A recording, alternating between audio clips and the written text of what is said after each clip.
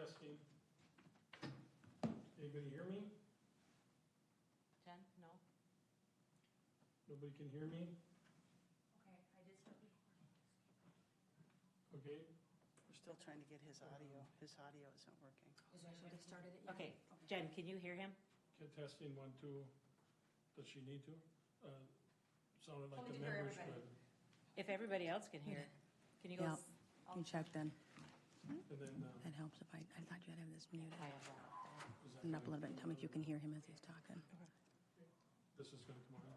Now I can hear you, Jeff. Okay. I can hear you now. Got it. Sorry. All right.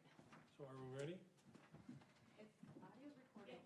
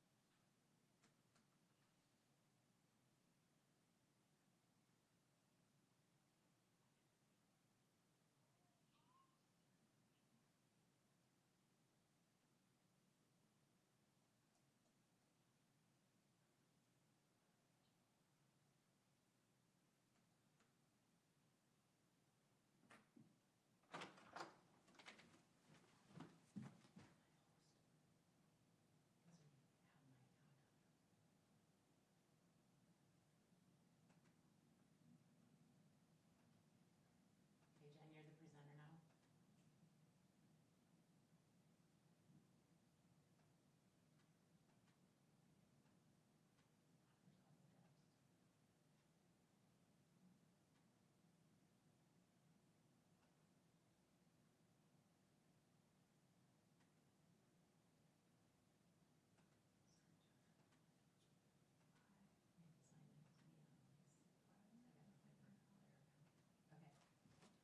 Okay, you're the host. So pull up your document.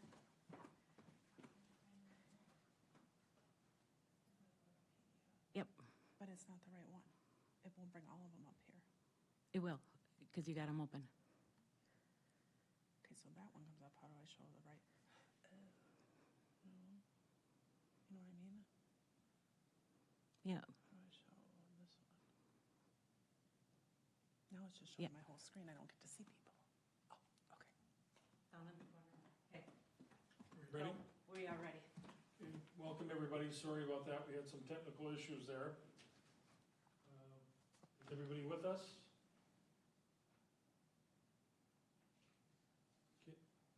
Can the members hear me? Okay. Got it. Okay, let's, are we ready? Yep.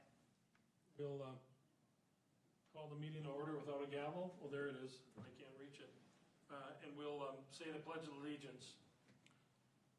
Pledge allegiance to the flag, the United States of America, to the republic for which it stands, one nation, under God, indivisible, liberty and justice for all. Jen will state the reason why we're meeting the way we're meeting. Good evening, Planning Commission. In response to COVID-19 and pursuant to Minnesota statute, Chapter 12, relating, Your mic's not on.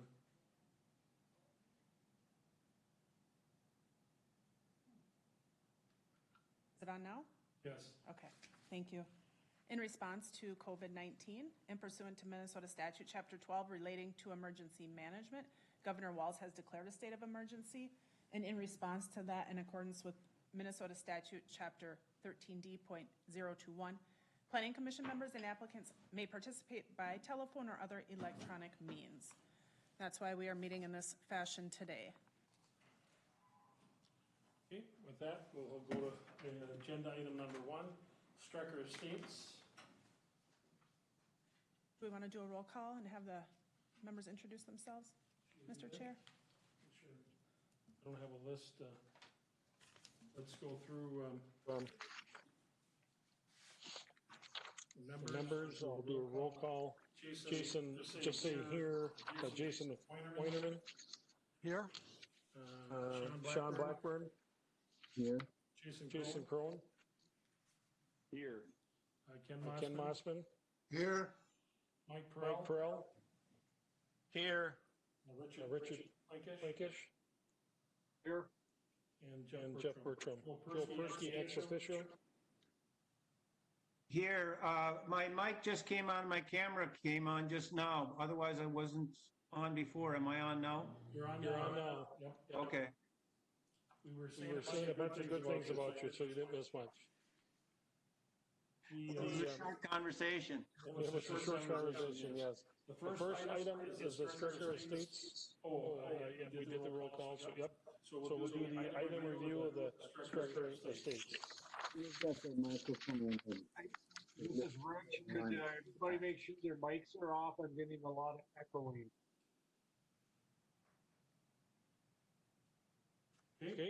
Okay. All right, the first item on our agenda tonight is a plat entitled Strecker Estates. This is a two-lot plat submitted by Fox Haven Farms, South Haven, Minnesota. This plat is located in section 33 of Fairhaven Township, right at the corner of County Road 7 and 140th Street.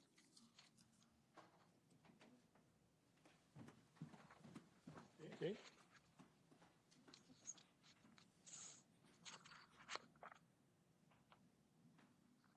All right, got to get back to the item here. Can you get me back to the item, Deb? Sorry. Lost it. The plat Strecker. I just clicked totally off of it. It's right here, but sorry about this. Yeah. I did. Okay, so it's on here somewhere. Okay, it's on. Right here. Try reopening it. Okay, thank you. Okay. This is a two-lot plat. So the plat consists of an existing building site, lot 2, and then lot 1 is a vacant lot, which will have a new building site on it. This property is a rural town site. It's a town site of Fairhaven. So the lots do meet the minimum size requirement, and we do not need equivalent land area restricted. You can see there on the plat that there's septic sites identified on each lot. There are no wetlands. Feedlot setbacks are met. Lot 2 with the building site does contain an existing registered feedlot, and it's not conforming because of the rural town site zoning, so they can remain as they are. But no setbacks apply to that feedlot because it's in the rural town site zoning district.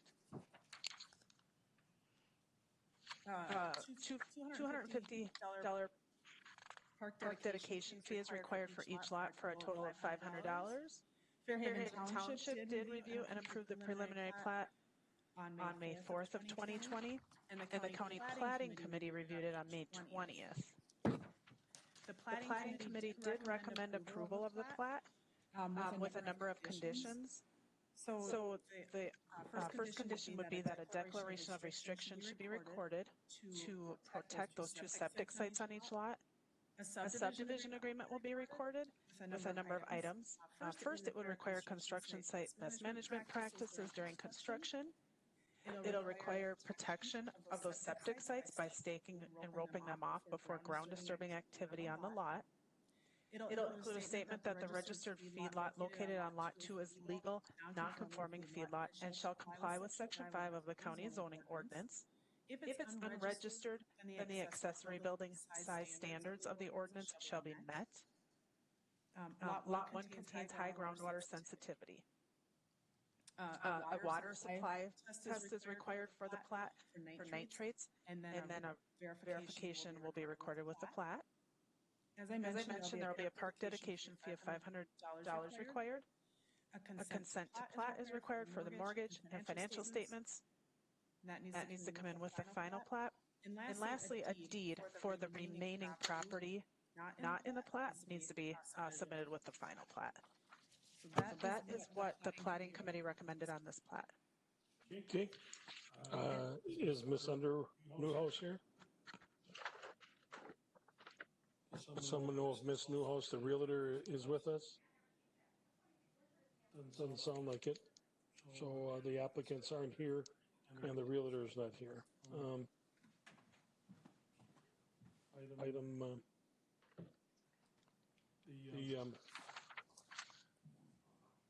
The only question I have, Jennifer, is on the Soil and Water Conservation District comments. It says Lot 1 has a high groundwater sensitivity. I don't see anything addressing that, or did I miss it? Well, we did include a statement in the subdivision agreement, so it would put the future buyer on notice that there is high groundwater sensitivity in that lot. But I mean, as far as us saying, recommending what should be done, or Yeah, we didn't explain expand on it any further, which we certainly could do. Essentially, what it would mean is that the property owner should take care to prevent any kind of infiltration of contaminants into the ground, because this aquifer there is sensitive.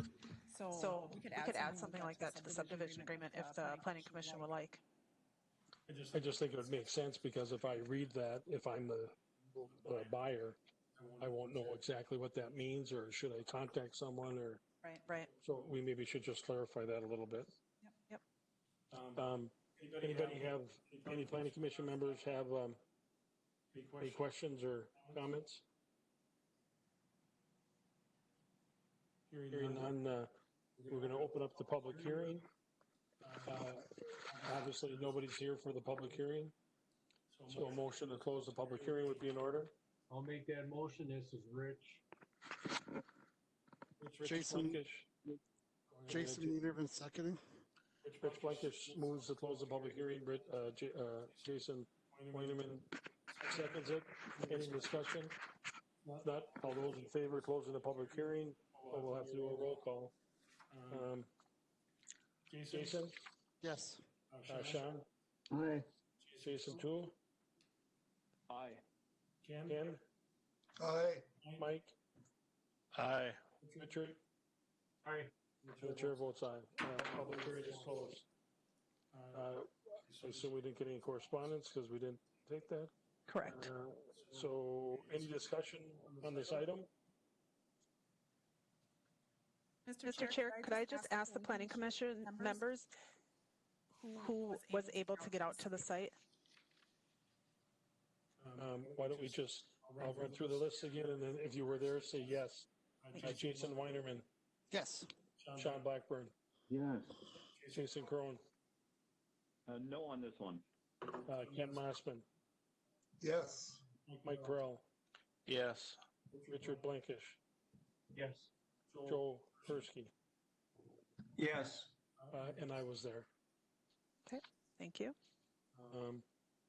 So we can do the findings then? Number one, does the proposed plat conform to the county's comprehensive plan?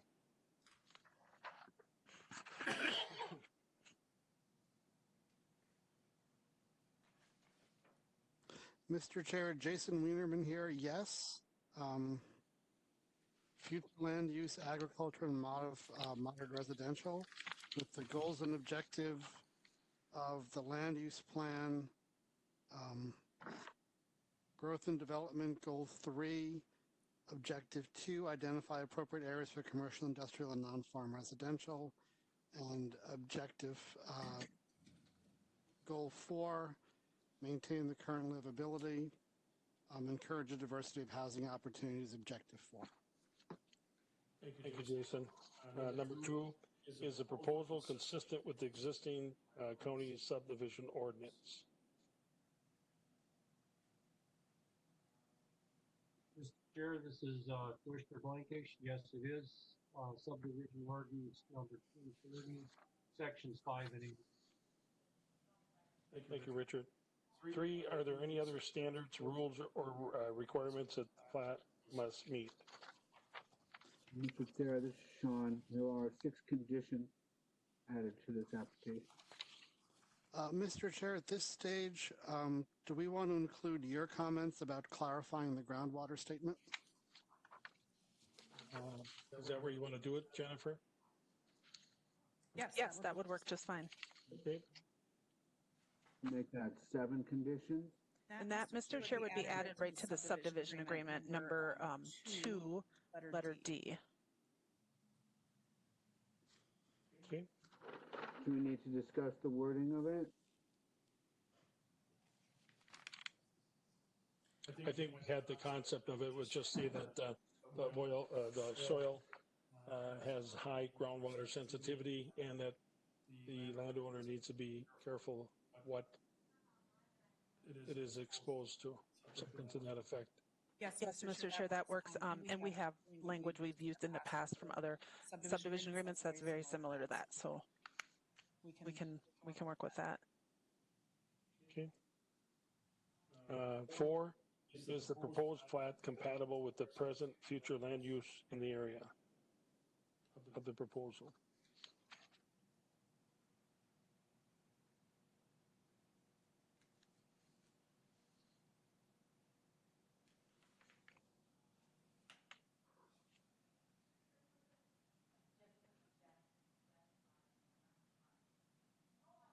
Mr. Chair, I believe it's the residential adjacent to it.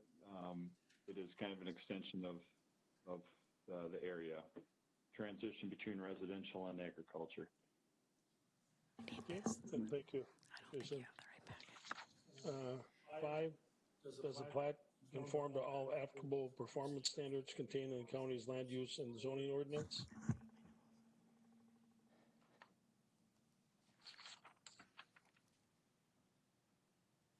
It certainly seems to, Mr. Chair. This is Sean. Okay, number 6.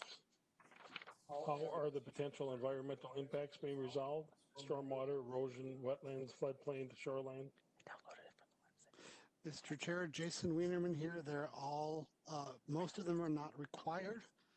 However, we did add the addition of the groundwater discussion to a condition, so it will cover groundwater in the conditions. Okay, thank you, Jason. 7, has information been provided regarding impact property values? Sorry, I can't hear you. There hasn't been. This is Rich. Thank you, Rich.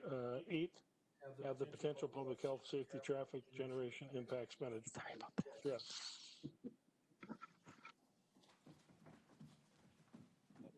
Seem minimal in this case, Mr. Chair.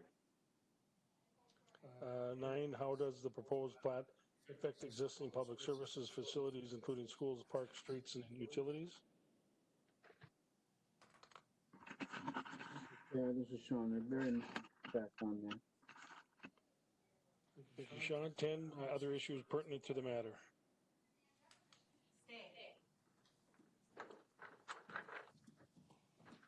None. Planning committee recommendation was for approval. Mr. Chair, this is Sean. I'll make a motion that we recommend approval of this application. Okay, thank you. The 6 conditions. Chair Jason Cohn would second that. Okay. 7. Thank you. 7 conditions. 7 conditions there are, yes. Thank you, Jason, and thank you, Sean. It's been moved and seconded. This would be considered by the county board on June 23rd. Any discussion on the motion? If not, all those in favor by roll. Jason Wienerman. Aye. Sean Blackburn. Aye. Jason Crone. Aye. Ken Mossman. Aye. Mike Perrell. Aye. Richard Blankish. Aye. Aye. Thank you. My recommendation is approved. Okay. Item number 2, Hanover Haven.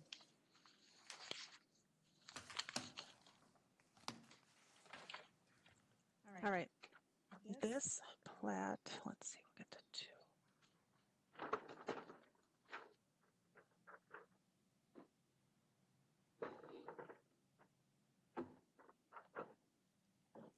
2. Okay, Hanover Haven. Hanover Haven is a 4-lot residential plat. This is submitted by the Ramona Hanover Trust of Avon, according to the County Subdivision Ordinance 230 and Zoning Ordinance 439. The 40-acre plat is in Section 20 of St. Wendell Township.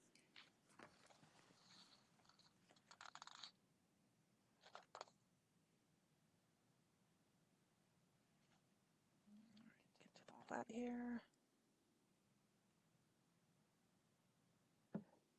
Okay, a 4-lot plat we've got here. These are approximately 10-acre lots. You may remember we had a rezoning for the Planning Commission earlier this year, and the county board did approve rezoning this to residential 10 in February. So we've got the 40-acre property being split up into 4 lots. Each lot meets the minimum lot size requirement. Equivalent land area is not required. We've got septic sites identified on each lot. Their building sites are also shown, 2-acre building envelopes. You can see an arc going through the southeast corner of the plat. That signifies a feedlot setback that needs to be met. There's a feedlot to the southeast. So those building sites are located to meet that setback. The bottom floor elevation for a home within the plat is restricted to being 1 foot above groundwater table or redoxamorphic features due to the soil types that is out there. Or if they wanted to go deeper with their basement, they would install an engineered groundwater drainage system. There are a couple of wetlands in the plat. There's a wetland kind of along the road in between lots 2 and 3. That's a type 8 or a type 7 wetland with a 25-foot setback. There's another wetland on the west side of the plat, which requires a 50-foot setback. The stormwater management plan isn't required for this plat at this time.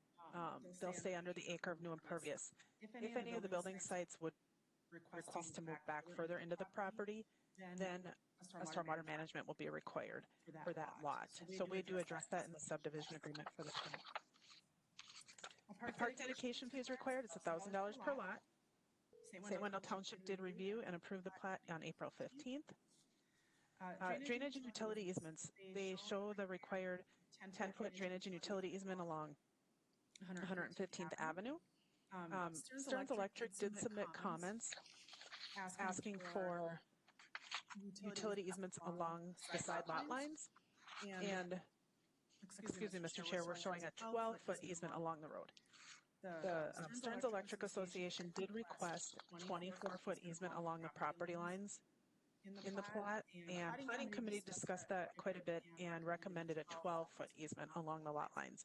So that would be 6 feet on each side of those side lot lines. So Planning Committee did review this plat May 20th. The Planning Committee recommended approval with a number of conditions.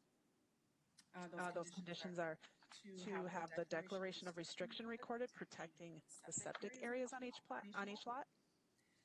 A subdivision agreement that will require construction site best management practices, also protecting the septic sites by staking and roping them off before building on the lot.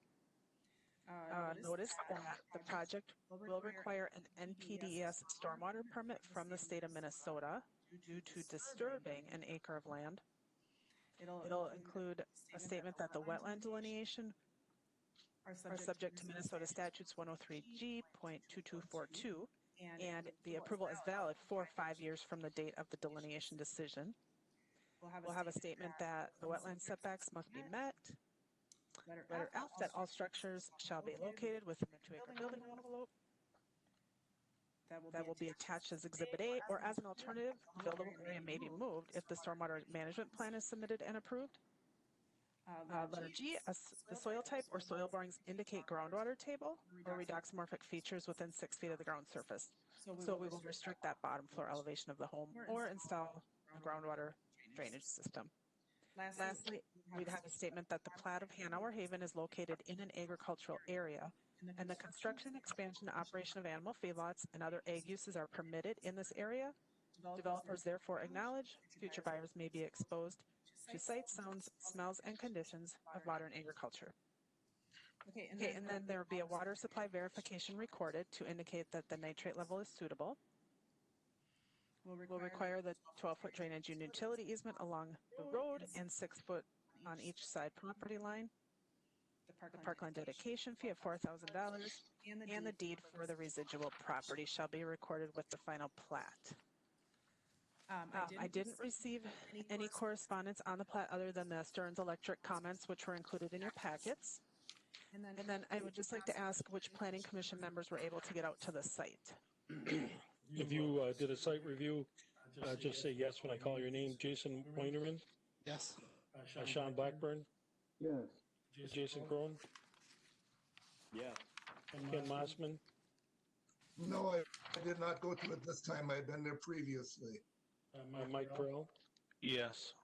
Richard Blankish, Yes. and I did as well. Thank you, Mr. Chair. Yes, I was there too, Jeff. Oh, I'm sorry. Last shall be first, Commissioner Persky. Dan Crone was going to join us. Dan, are you with us?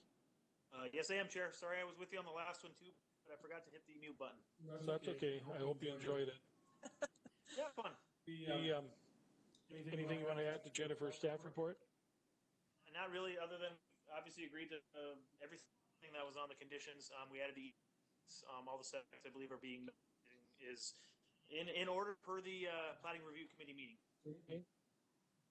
Any questions from the planning commission before we open the public hearing? If not, we'll open the public hearing. I assume nobody's with us other than Dan. Nobody's in the room.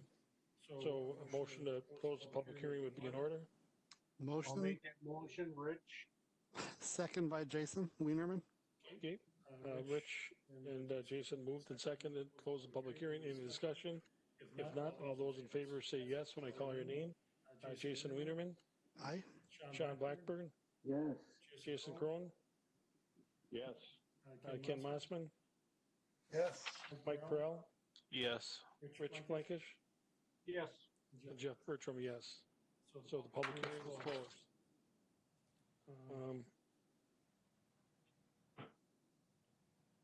Any further discussion on the item?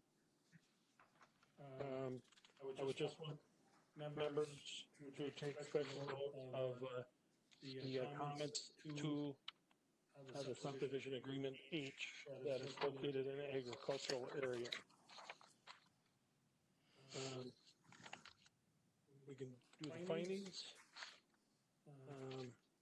Number one, does the proposed plat conform to the county's comprehensive plan? Well, Mr. Chair, in this case, this is Jason. I believe under the land use plan, growth and development goal 4, sustain the current livability and diversity of Stearns County. Objective 4, encourage a diversity of housing opportunities meeting the needs of both the cities and the townships. Fits in this case.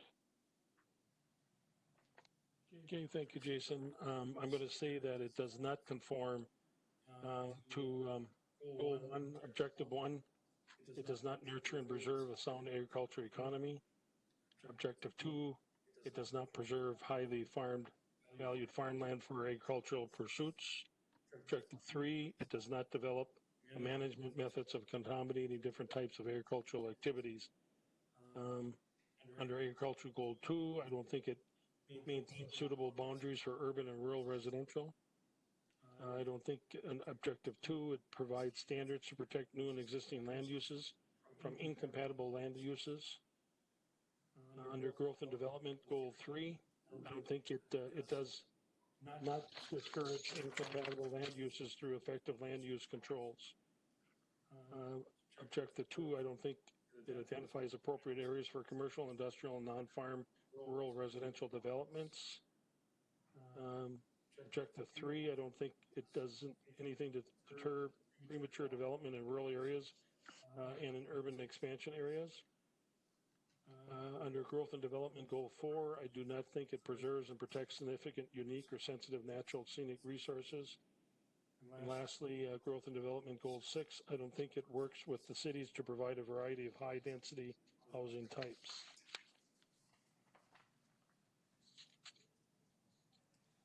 Number 2, is the proposal consistent with the existing county subdivision ordinance?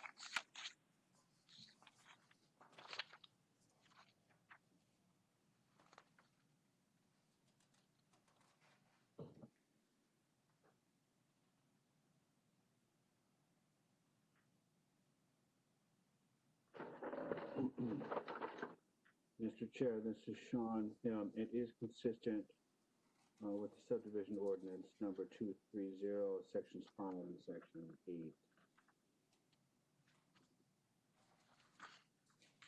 I think it's consistent by previous actions. I don't think it meets 100% the intent of the ordinance. Number 3, are there other standards, rules, requirements that this plat must meet? 6 proposed conditions, Mr. Chair. Thank you, Jason. 4, is the proposed plat compatible with the present and future land uses in the area of the proposal?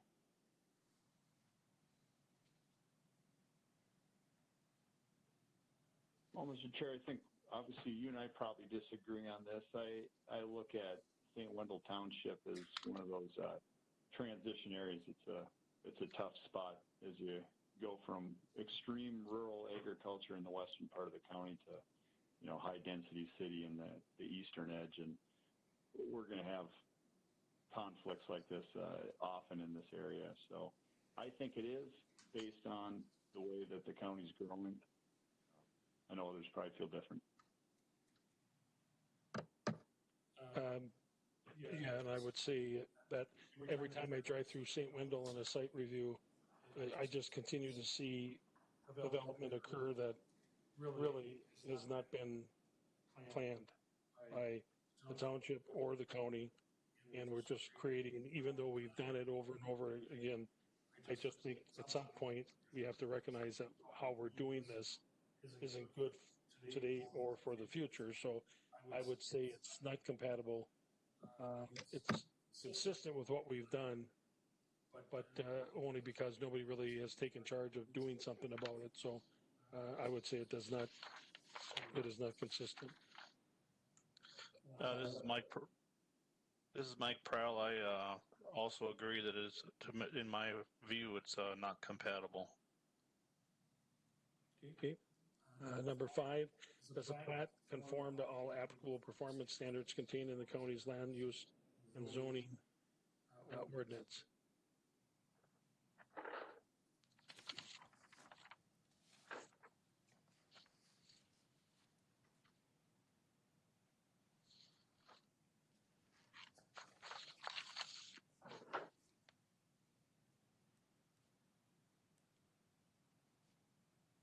Mr. Chair, I'm not an expert on this, but this would be plotted as a conventional subdivision of a lot like that. Is that accurate? Yes, that's correct, Mr. Chair. Okay, thank you, Jason. Number 6, how are the potential environmental impacts being resolved? Stormwater, erosion, wetlands, floodplain, shoreline. Mr. Chair, they're resolved through the conditions as stated in the document, the staff report. Okay, thank you, Jason. 7, has information been provided regarding property values? Mr. Chair, this is Rich. There has not. Thank you, Rich. 8, have the potential public health, safety, traffic generations been addressed?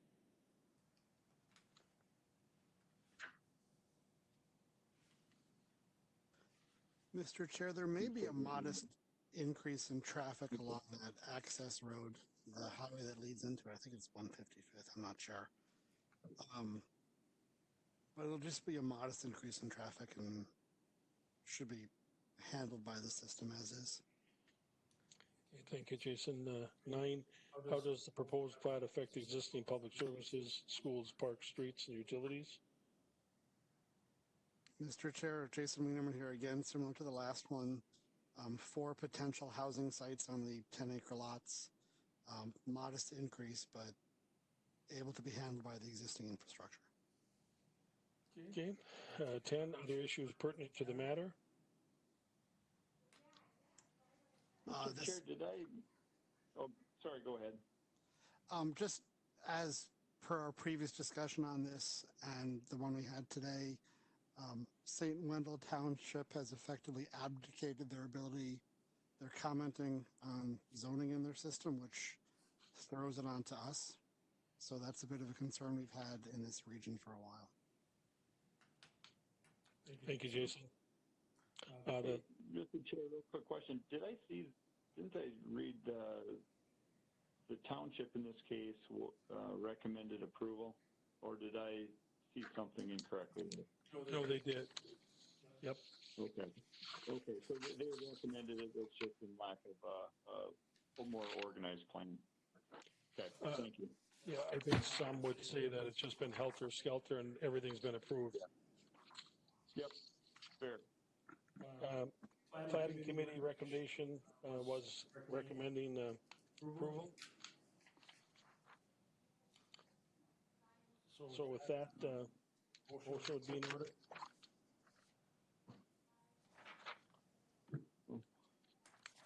I will make a motion to approve or recommend approval with the 6 conditions. Okay. Jason moves to recommend approval. Jason Wienerman seconds. Jason Wienerman seconds it. Is there any discussion? Again, it's not the first one, probably won't be the last one, but somebody's got to make a statement, and we got to do something different, in my opinion. So,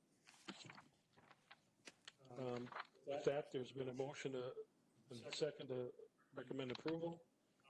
We'll do a roll call.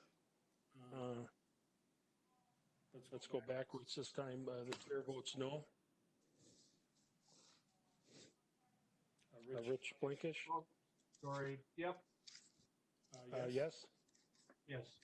Mike Farrell? No. Ken Mossman? No. Jason Crone? Yeah. Sean Blackburn? Yes. Jason Wienerman? Yes. Okay, recommendation is made, what is that? 4-3. 4-3. Yep.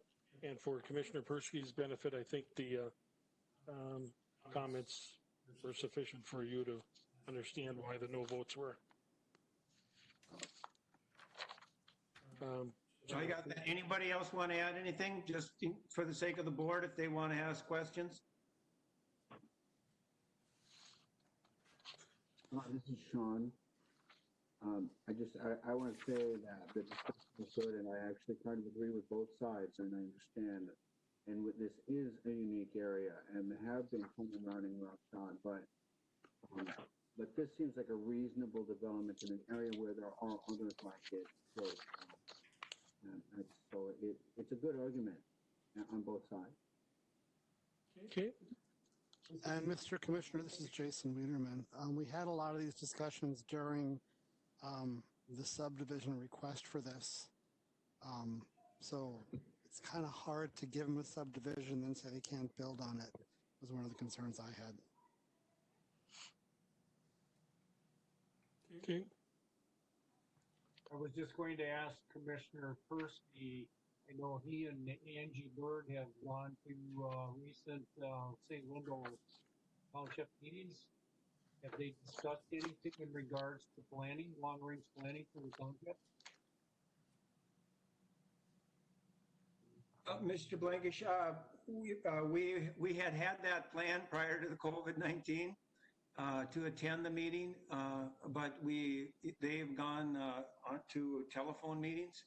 And so we have not had that with them, but it's something that needs to probably happen. Question, Commissioner Persky, this is Rich Blankish again. Does the county have the legal right to put a platting moratorium county-wide, or can you issue it per township until things are worked out here? I mean, I've been on. I would say we probably have the authority to do that. However, I would hesitate. Let me speak. What's that? Rich wasn't, You're cutting me off. Rich wasn't done talking yet, Okay. sorry. Yes, you got to give a guy a chance here. Go for it, Rich. Well, been on this planning commission for 2.5 years, and it's always the same issues with this particular township, and somehow they need direction. Somebody's got to guide them, and it's not happening. And if we at least have one meeting where they tell us they do want the county to be the planning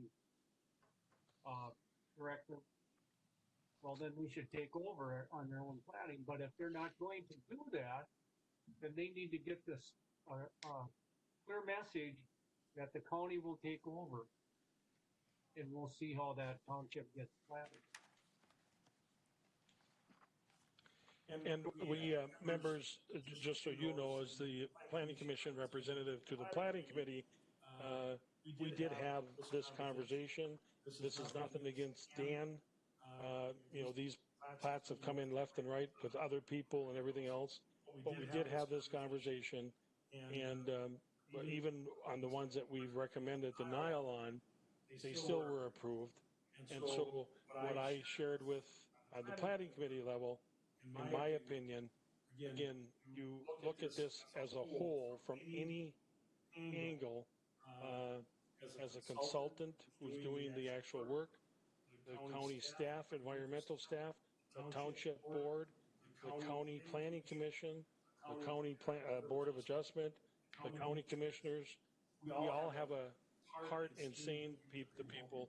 So sometimes someone will want to do something on a construction job or building a house or something, and the contractor will look at it and say, you can't do that, or you shouldn't do that.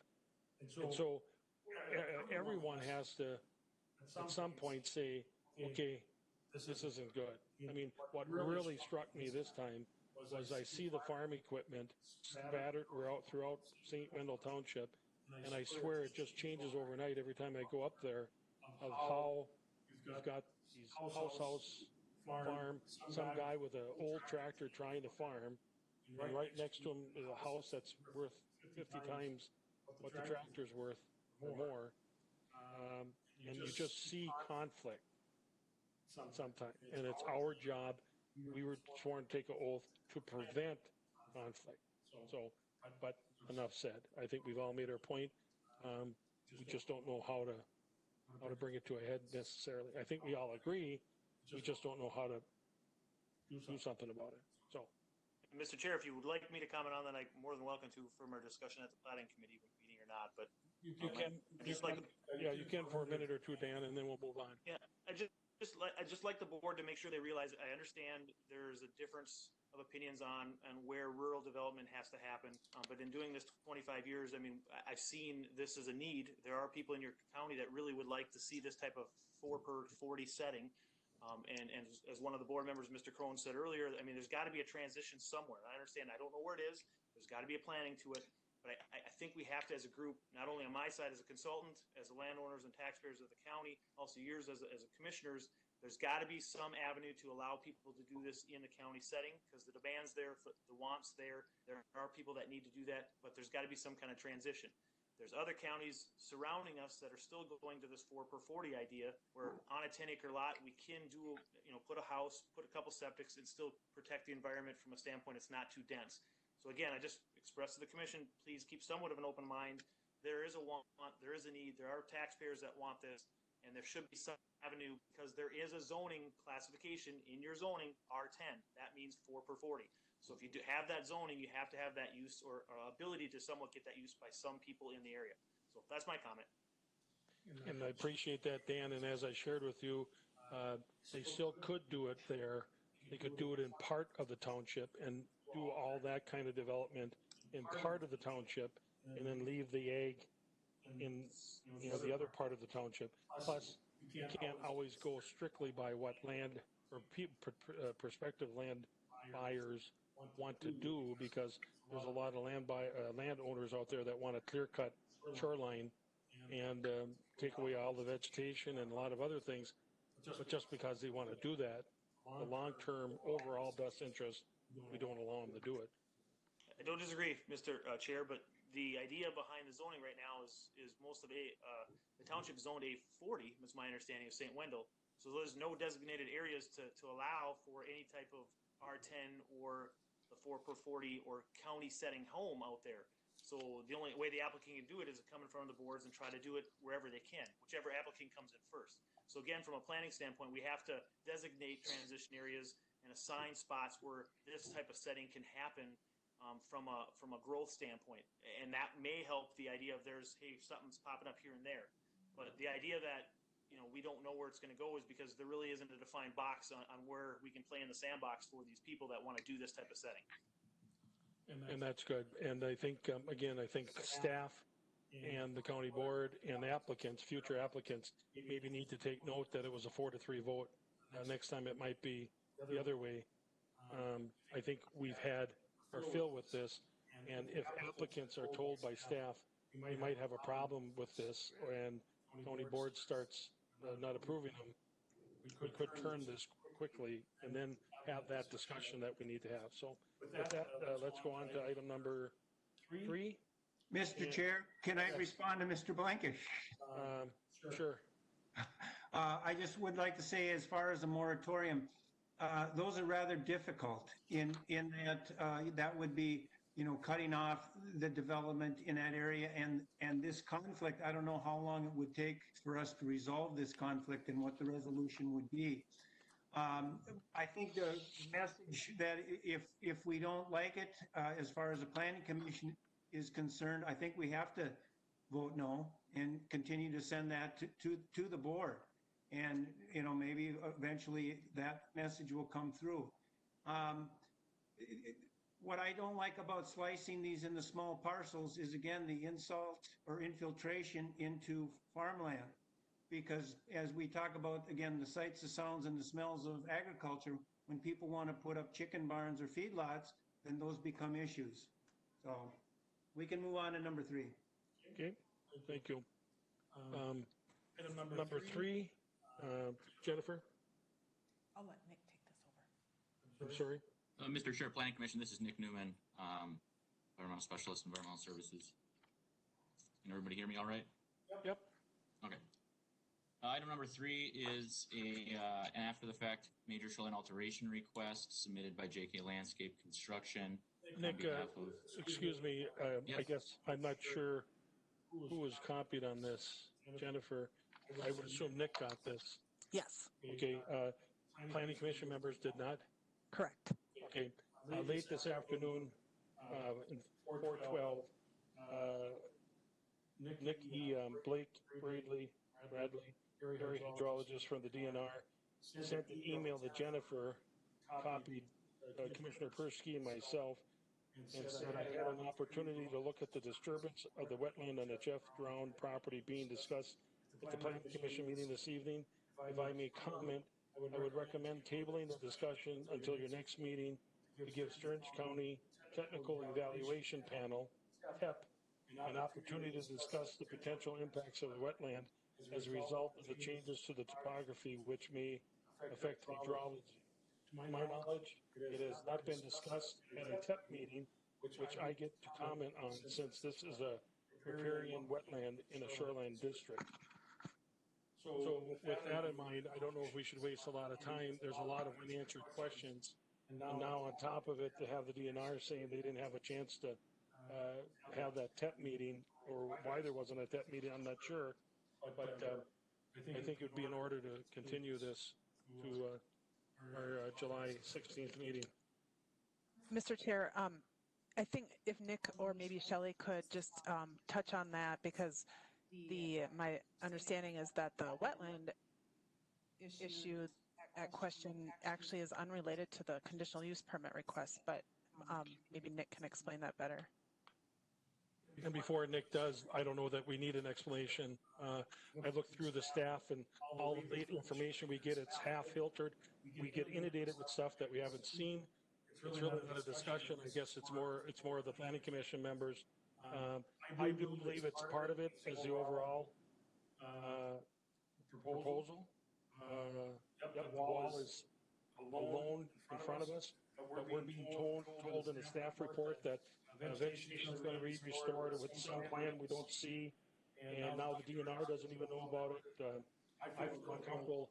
This to me is premature, and this should have all been answered before it got brought before us. Number one. Number two, I can't believe something like this could happen before it even got to us and why it's here. So, but planning commission members have a different perspective by all means. But I hate to waste an hour and a half of time when we don't have all the information. Mr. Chair, it's Shelley Benson. I think I was asking the commission members, Shelley. So, Okay. what do the commission members think? Mr. Chair, this is Commissioner Blankish. If I understand correctly, this is in the, whatever you want to call it, the zone of a natural environmental lake. Is that the correct designation for this lake? Yes. Nick, is that your impression? It is designated as a natural environment lake. There are 3 different classifications: natural environment, recreational development, and general development. Okay. So are regulations in regards to the re-landscaping and the removal of vegetation, is that a little more strict with that type of designation for the lake? So for natural environment lakes, we have a stronger setback requirement for all construction of structures. It's a 200-foot setback rather than a 100-foot setback for recreational development and 75 for general development. There are a few other minor differences, but that's the largest difference in terms of that. In terms of any kind of fill, when you go more than double the setback, there is a reduction. You're able to do more fill and excavation once you're double the setback, and because the setback is larger on a natural environment lake, that threshold to go larger on your topographic alterations under a minor shoreline alteration permit is farther. So retaining walls are kind of similar. Once you get beyond the building setback, you're not, there's different requirements. So because it's a natural environment lake, yes, it's further setback. So there are some minor differences. Rich? Hey, this is Rich again. So the building is set back far enough. I'm assuming, I don't know for sure. That's one of my concerns, but I think when the DNR should have been informed about it, and then the PEP that should have been taking place, I think maybe it would be advisable for us to table this. Other members? Mr. Chair, Jason Wienerman here. That was one of the questions I was actually going to have regarding this. During the installation of the site, of the wall, the removal of the vegetation, and the identification of the wetland, I was interested to know, has there been any wetland impact? Has there been any accidental or intentional fill of the wetland? And also, has the hydrology changed? That would all have an influential bearing on my understanding of issuing this conditional use permit and how it would affect the system overall. So I would support tabling this. And I hope staff is writing these points down, and then we can submit other questions in writing to make sure that they're addressed. And if we do continue it, that we can have those all answered at the next time we hear this. Jason Crone, Mike Prell, Ken Mossman. This is Jason Crone. I'm kind of with the others in that this is a tough one looking at it, and the more information that we'd have, the better and more confident I know I'd be in trying to make a decision on this. So I'd be for tabling if we can get some more info. Mike, Ken.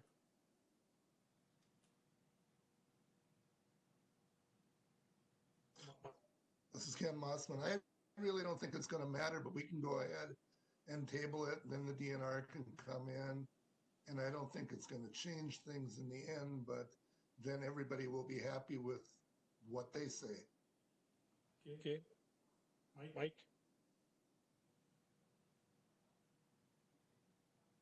Mike, are you with us? Did we lose Mike? You may have to unmute. Mike, if you're muted, you want to unmute? I'm here. Mike Perrell? Do you have any thoughts on continuing it?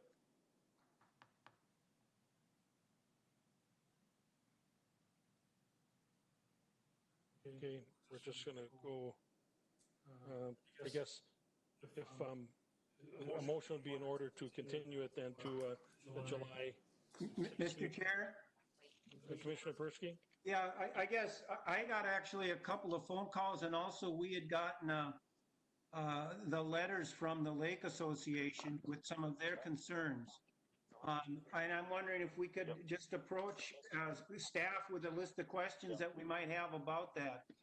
Obviously, the sensitivity of that pond is an issue, and what changes could occur if that's in an environmentally sensitive area. And I just was looking on the plan, and I didn't see what the setback of the wall was. I guess I missed that. Did anybody see that? Or let them answer that when we list our questions. Nick, you're probably going to be obviously the staff person that is going to head this up. So maybe the best way to do this, well, first of all, are we going to continue it? So let's, if there is an interest in doing that, somebody please make a motion and second that motion. Mr. Chair, this is Commissioner Blankish. I'll make a motion that we table our July meeting. The answer. Cut out your feet a little bit in the past. Make a motion, you said to continue it? Yes. And then I think it has to be date specific, so July 16th then. Correct. Thank you. Is there a second to that? Tell them why they shouldn't, but that's okay. Shelley, you're coming through again. Don't swear if you can help it. Is there a second to that?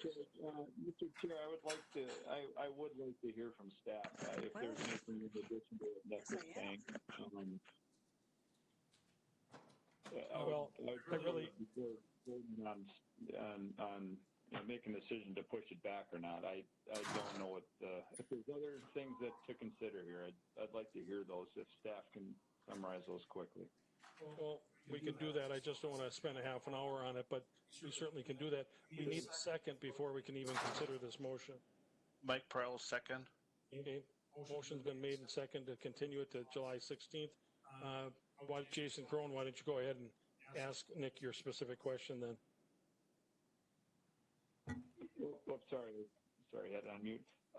So is there anything outside, the vegetation, I realize this thing had been permitted approved and some time passed and then a whole bunch of things changed on site. Is there anything else we should know that might be time sensitive that would make it not wise to wait until the middle of July to revisit it? So if we continue it to the next month, our office will issue an extension letter for the application because the application was turned in right after the previous planning commission meeting. So we'll extend it an additional 60 days. But then at that point, the applicant would need to sign a waiver to push it back further. So the time can get constrained there if that does happen, potentially, especially if we're looking for additional insight, which it's good to gather more information, but it can then get tricky with some of those deadlines. I think what's in the staff report is pretty applicable to what the request is itself. The ordinance outlines the requirements for excessive vegetation removal and violations like that and how it needs to be dealt with the department to reestablish that vegetation, and the ordinance has requirements for that.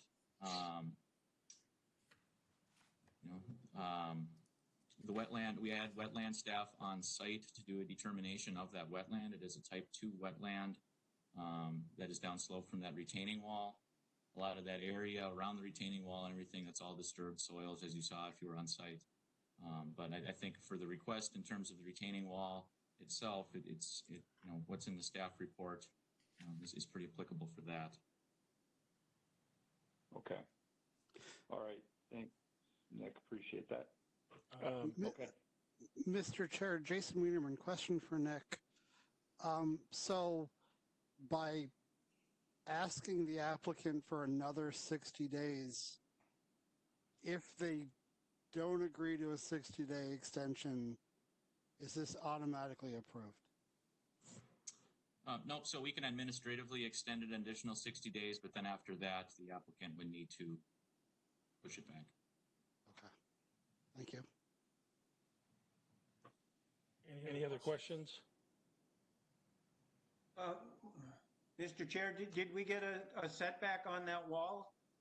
Well, can we have that as one of the questions, Commissioner? Absolutely, if we're going to go that route. Well, there's a motion and a second, so we'll find out as soon as we can vote. There's a motion and a second to continue to July 16th. Mr. Chair, Jason Wienerman here. Is Shelley Benson still plugged in? I'd say she can replug in probably. Because I'd be interested to know, she seemed a little concerned with this decision and understanding what her concerns Yeah, I'm here. were. When I'm in the applicant room, I have to change. Okay. I'm here. So Shelley, you would seem to have some concerns with our continuing this? I was just going to let you know that the jurisdiction for this property is within county. It's the county jurisdiction. The DNR doesn't have jurisdiction because of the Wetland Conservation Act would apply, and vegetation alteration in a wetland is allowed. So the biggest issue that you have to address is the wall, and everything else really is taken care of through the restoration order.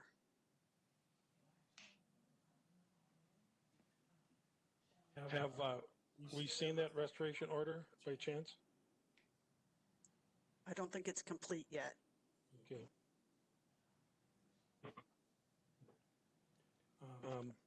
Okay, any other questions, or should we vote, or what do you want to do? Mr. Chair, I believe Mr. Drown or one of the Drowns is with us.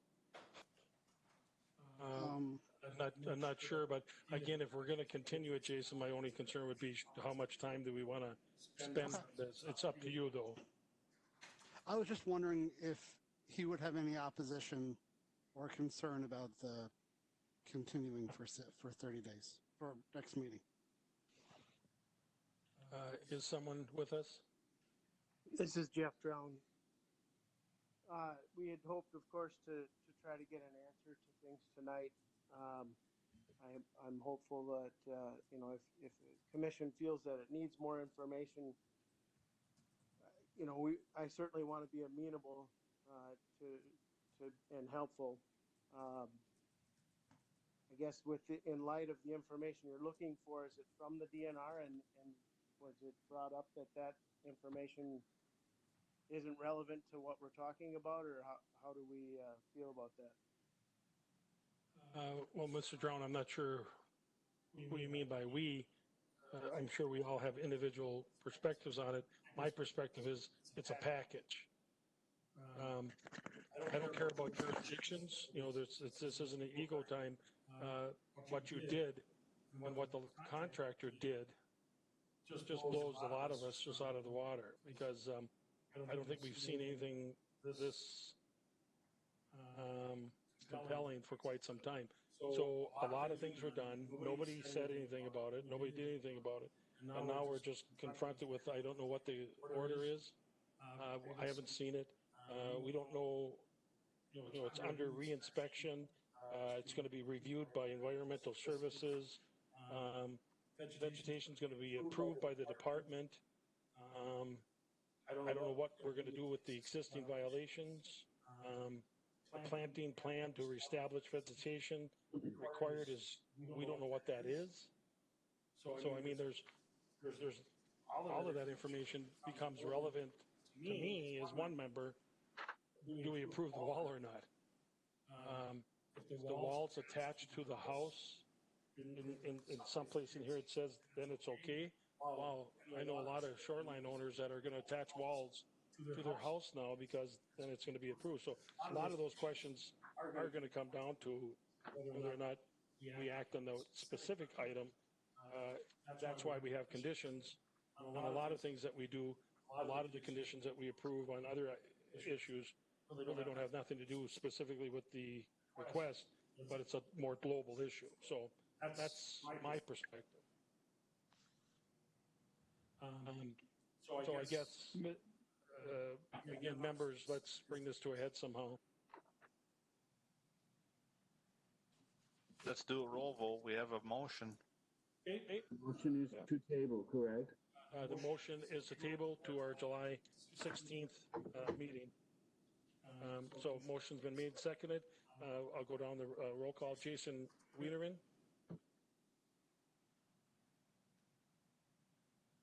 Jason, unmute yourself. Sorry about that. I have different meters here. Nay. Sean Blackburn. Okay, we're moving to postpone. Moving to continue to July 16th is a motion and second. Aye. Okay, Jason Crone. Aye. Ken Mossman. No. Mike Perrell. Aye. Richard Blankish. Aye. Chair votes aye. 5-7? 5-2, I mean, to continue the application. And Nick, probably you heard all the questions. What might be the best is if you could put the questions into an email and then send it to all of us, and then we can add to those questions that you established. If you didn't write them all down, you can listen to the tape, and then I'm sure there's going to be more. Okay. Okay. Nick, I don't know if you want some additional questions or not. I had a couple of telephone calls from people that live on the lake, and also, I don't know if the rest of the commissioners saw the two emails from the Lake Association and another lake homeowner there. Right, and when Nick, Commissioner, when Nick shares his initial questions with us, then we can add, individually, we can add our questions to that. Okay, sounds good. Okay, item number 4, consider a conditional use permit submitted by Pat Messer on behalf of Rodney and Linda Heron. The staff report.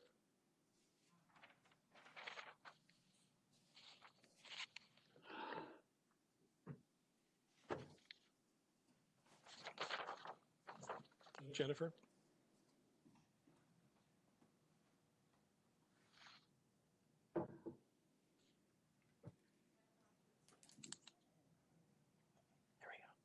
Okay, here we go. Item number 4 is a request for a conditional use permit submitted by Pat Messer for Rod and Linda Heron of Albany. This request is to use an alternative elevation method to elevate an existing structure in the floodplain overlay district. This is Lot 6 Blonigan's Addition, located in Section 6 Holding Township. It's located at 19394 Two Rivers Road, Avon.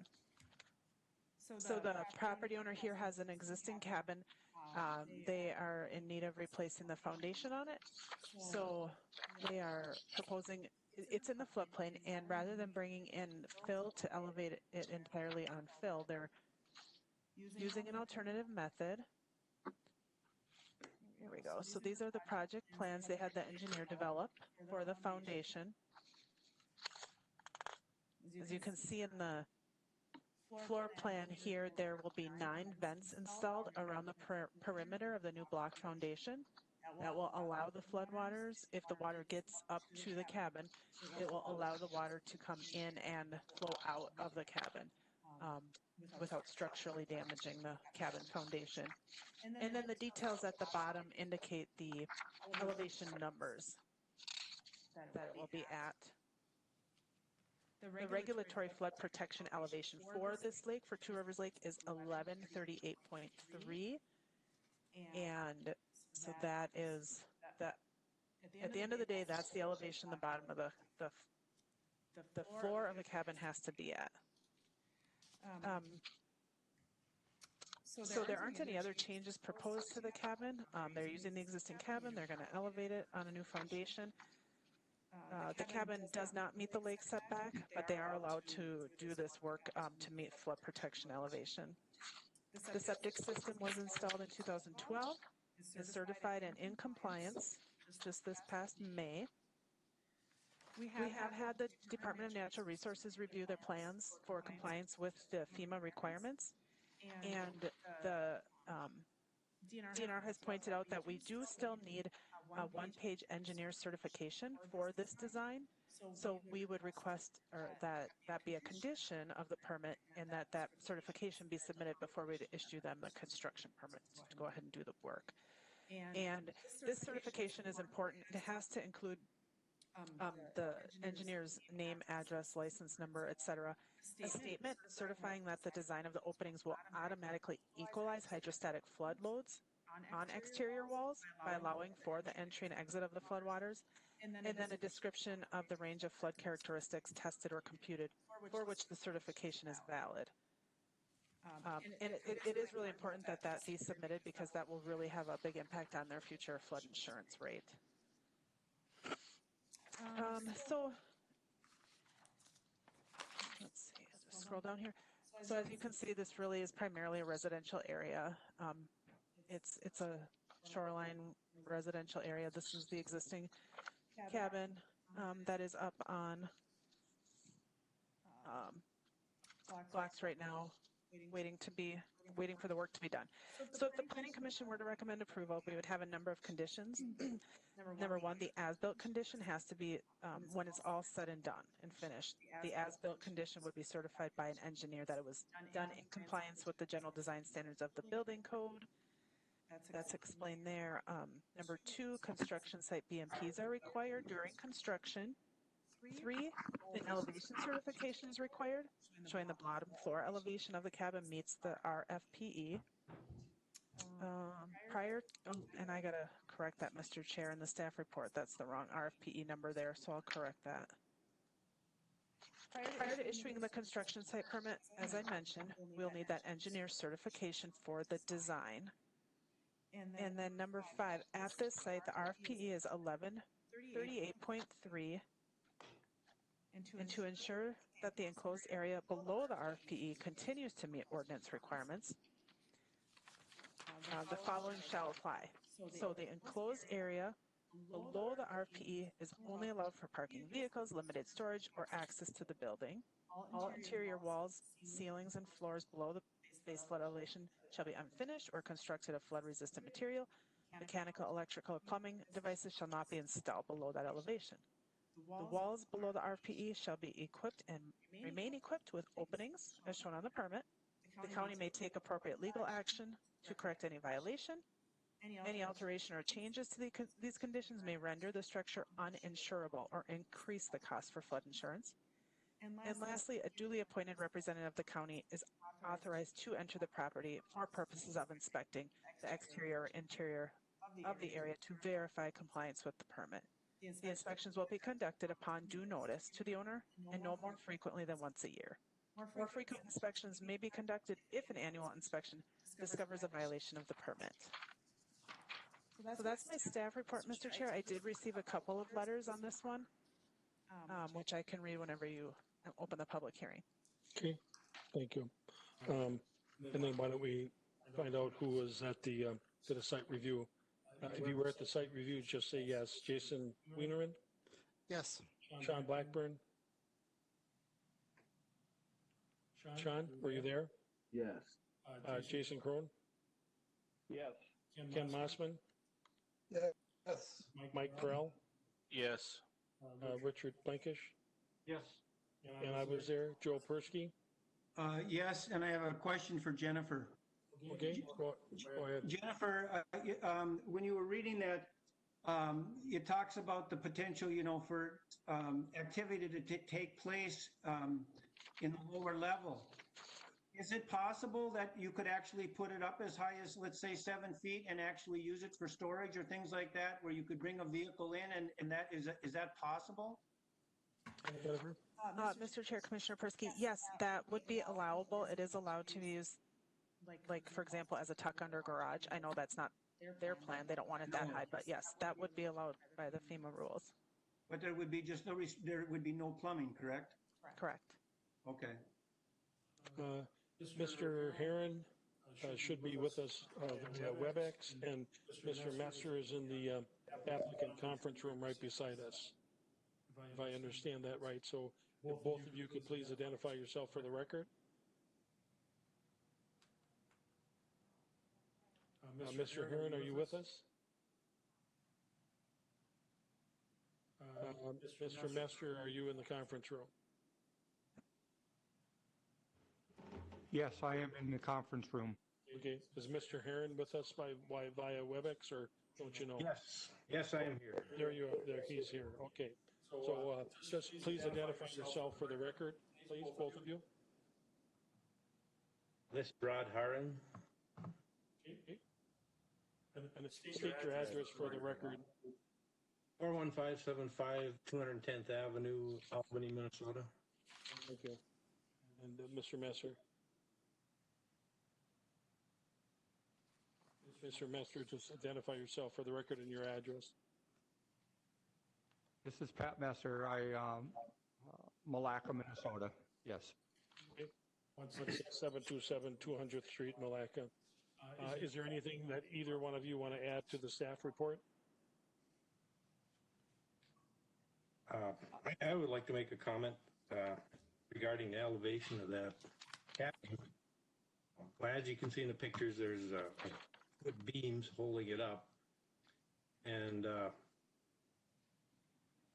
that's why we want to elevate above the cement slab, because the contractor needs to get those beams out, so it would be raised up 2 feet anyway. If we had to go with the elevation that the regulations require, the slab would be up at the 1138.3 inch level. We'd have to go 2 feet above that to get the beams out. Consequently, the cabin would be approximately as high as it is on the bridging right now. And quite frankly, we don't want all those steps to get into it. My wife and I are over 70 years old. We don't need more steps in our life. So, consequently, with this alternative elevation, it will be above the floodplain. The floor level will be above the floodplain, but it'll be up on horses a block. Okay, thank you, Mr. Herron. Can I ask Mr. Herron, how long has it been on the? How long has it been like this? Since approximately the first week of April. Okay. And you knew you were going to be making the application, so you just raised it and. To some extent, yes, but the circumstances around this, we had contracted with a company to raise up the walls, the foundation walls that were under there. The cement blocks were crumbling. The work was supposed to be done last October, but it was so wet they couldn't do it. They didn't get at it all winter until the third week of March. Finally broke through the frost. We found that the walls had deteriorated considerably over winter. As a matter of fact, I couldn't even get the door open because the house was beginning to tilt. Then we made the decision that we need to put a slab under there. And previously, you shore up those walls, foundation walls, I was told we did not need a permit. The day we dug through and found the crumbling foundation, the crumbling cement blocks, we made a quick decision to put in the slab and elevate it with 3 or 4 courses of block. over the weekend, the contractor was able to find a moving company to lift it up, and they said they happen to have some time available the coming week. This was, the beginning of April. There was still snow on the ground, quite a bit of snow on the ground. Who knew it would be as dry conditions as it was? Typically on that lake, the water level is quite high in the spring. If the snow melts quickly, which there was a couple feet on the ground, water level comes up considerably. The surrounding ground is very mushy. So, things fell into place. So we moved ahead quickly to get it elevated and get started on removing that foundation. Until once we got into the permit issue, we found out that what the requirements were for the foundation being 2 feet above flood stage. So that's why it's up in the air the way it is, and that's why we're requesting a method of elevating it. Got it. Foundation. And Jen, is the DNR, is that a normal review process in these? Yes, Mr. Chair, that's correct. We sent the plans over to the DNR as soon as we received them for review, and we've been going back and forth. There's been a few modifications. But yeah, other than that engineer certificate, the plans do meet the requirements at this time. Okay. Yeah, we certainly have done several of these in Coronis, Lake Coronis. I know we did at least 2 or 3. So we've done these in the past. So members, any questions from anybody? Mr. Chair, Mr. Blankish, a question for Mr. Heron. In our packet, we have 2 different drawings, section drawings. One shows a 4-course foundation. And then I think on the one that's more of a refined drawing, it shows 3 courses on the floating slab. Is that the intent, is to go 3 courses and not the 4 in the other drawing? From what I understand, yes, it is. It brings the lower floor up to 1138.3, and it gives us enough space to remove those beams.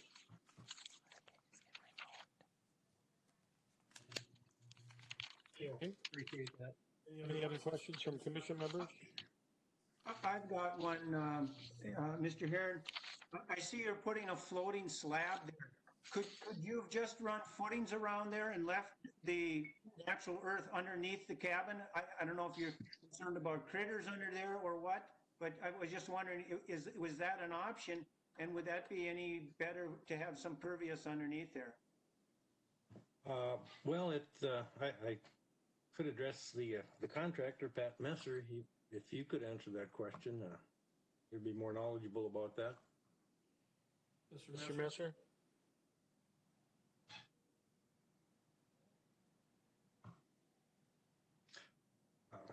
Well, apparently, I don't know if he's muted or what the situation is, but the fill. I think he's Are trying. you there? Can you hear me now? He's there now, Mr. Heron. Can you hear me now? Yes. Yes. We went with the thickened edge floating slab because we need that strength for the building weight. And we just, like we said, we need 24 inches to get the beams out. And we're going to have a 10-inch thickened edge with rebar down reinforced across.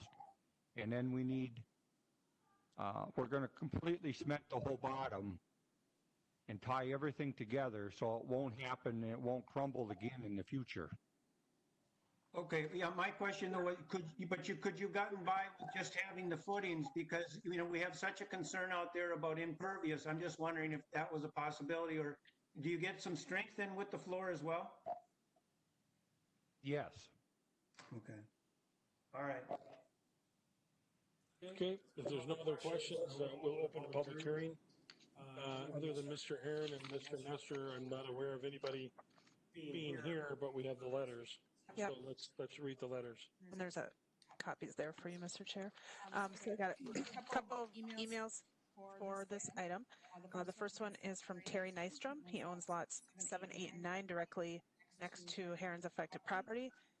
I feel if the Herons have to follow the floodplain overlay, it will affect my property with the height that you require. Once they put backfill around this high elevation, I will get all the water runoff onto my property. The Herons are only trying to restore their cabin's foundation to what it was before the flooding that went on a few years back. As you very well know, the flooding was caused by someone damming up the outlet for the lake. I also had my foundation pushed in by this repeated flooding that both the county and DNR rendered no assistance to the problem until our lake association put a lot of pressure on both the county and DNR. I feel that it's very wrong to have the Herons raise that cabin up to the height you require. It would make their cabin look out of place and add more cost to what was a bad deal to begin with. I have been a property owner on the lake since 1968 and have never seen flooding as was when the outlet was dammed up. Now that the outlet is flowing properly and is monitored, the lake level stays at an acceptable level. So by approving the request from the Herons, I don't see a problem with the height that they're requesting. As a property owner of 3 properties next to the affected property, I support the request made by the Herons to amend the conditional use permit. Thank you, Terry Nystrom.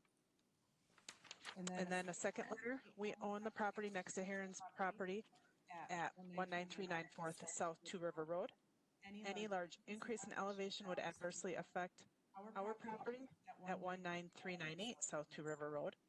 We would like the elevation rise as little as possible due to drainage issues and how they will affect our property. Sincerely, Rod Anderson.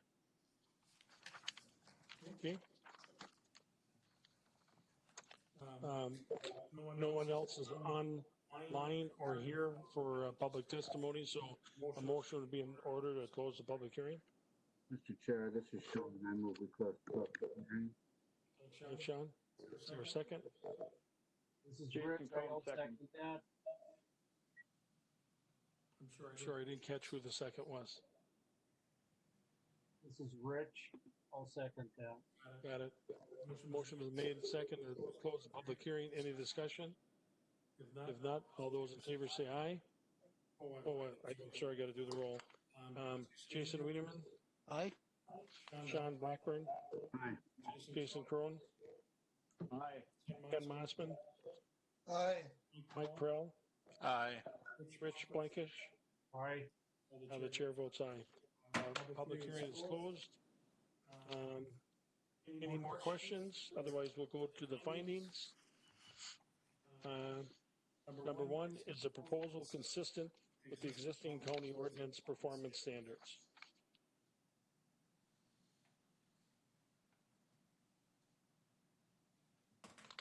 Mr. Chair, yes, it is.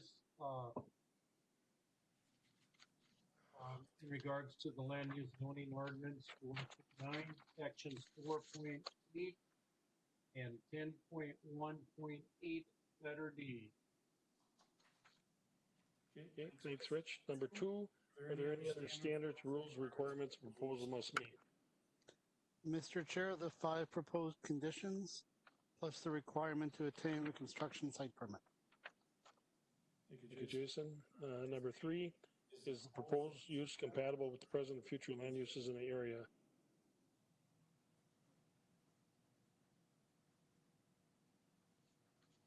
Mr. Chair, this is Sean. I believe it is compatible. Okay, thank you, Sean. 4, are there environmental concerns, groundwater, surface water, air quality, wellhead protection that should be addressed?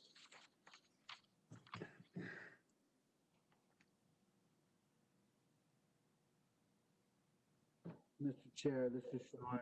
I believe they're being addressed by the proposal itself and how they're dealing with the water. Okay, thank you, Sean. Number 5, has information been provided regarding property taxes? Mr. Chair, nope. Thank you, Jason.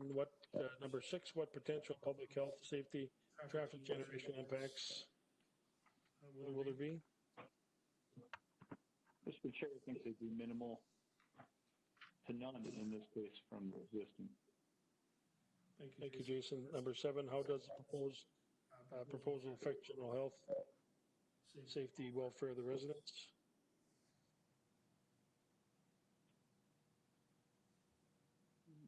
Mr. Chair, minimally, although from the welfare perspective, hopefully it will not result in needing a new foundation again in the future for that property.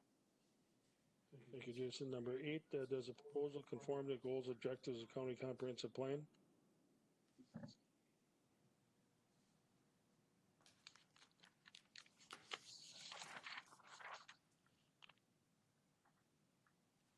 Mr. Chair, I believe under the Land Use Plan, Growth and Development Goal 6, providing a variety of residential opportunities. This is identifying appropriate locations for seasonal homes and settings that afford a variety of natural amenities. This was an existing property that meets that criteria. Thank you, Jason. 9, how does the proposal affect existing public services facilities, including schools, parks, streets, utilities? Mr. Chair, Jason Wienerman, should be no impact. Thank you, Jason. Number 10, has the applicant provided financial assurance? Unapplicable. Thank you, Rich. Number 11, other issues pertinent to the matter. None. Mr. Chair, I think in most cases throughout the county, at least in recent history, these methods have been approved as being a nice way to deal with water issues. Thank you, Jason. Okay, motion would be in order. Mr. Chair, and I will agree with Jason. You know, it's nice to see this. You know, oftentimes we see people coming in with bigger and better plans and they're overbuilding and putting too much impervious, and that's a sensitive issue on that lake. I had one question though, in that the comment from the neighbor was they were concerned about the sloping away from the building. That's going to be too great. It's not going to slope away. Is that correct? Mr. Messer, Mr. Herring?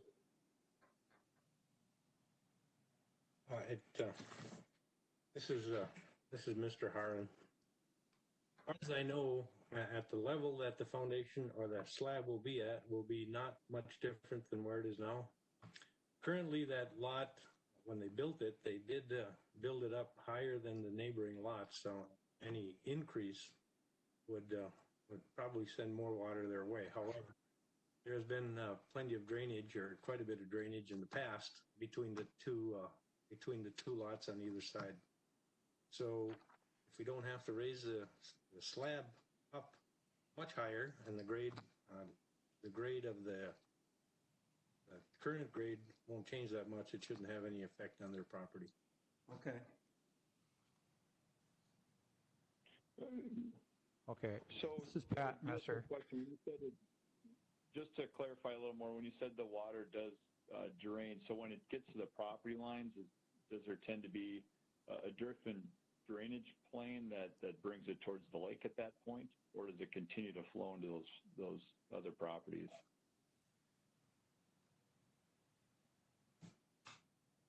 It generally flows toward the lake. However, the slope is not great, and like I said, the water table in that area is quite high. But this won't affect it. Okay. All right. Hey, thank you for clarifying. Okay. There's no other questions. Motion would be in order. Commissioner, Mr. Chair, this is will be approved. Rich Blankish moves to recommend approval. Mr. Chair, Jason Crone seconds. Jason Crone seconds it. Any further discussion? Not all those in favor of recommending approval to the county board on June 23rd, say aye. Jason Wienerman? Aye. Sean Blackburn? Aye. Jason Crone? Aye. Ken Mossman? Aye. Mike Burrell? Aye. Rich Blankish? Aye. The chair votes aye. Recommendation is granted for the county board on June 23rd. Okay, item number 5. Ernest Martin, Faith Whistler Mennonite Church, Paddock Center. Jennifer? Okay. This item is to consider a request for a conditional use permit on behalf of Ernest Martin of Bruton for the Faith Whistler Mennonite Church, requesting to add a gymnasium and fellowship hall onto the existing school.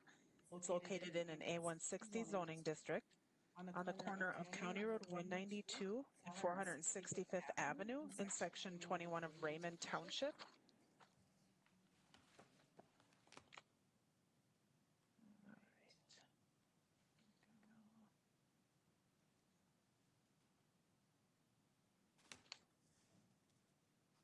Okay, so the original school was built back in 2009, and they are now asking to add on to the north side of it. The property is not in any overlay districts. There are no wetlands in the area. They will end up with over an acre of impervious surfaces. So they are working on a stormwater management plan that's been drafted and is in process of being reviewed. They do show, currently their access is off the county road on the south. They do show a proposed future access to the east off the township road, so they will need to seek township approval for that approach. The occupancy of this structure with the addition will exceed 200 people. So with that, there is a requirement at the state that the review has to go through the state for compliance with building code and fire code and those kind of things. So they have been in contact with the Department of Labor and Industry, and their architect has connected with them, and so they will be working with the state on approval for those components. Transportation and parking are all shown on the plan. They show about 100 parking spaces, which meets the requirement. There are no signs on the property. They do not plan to put any up.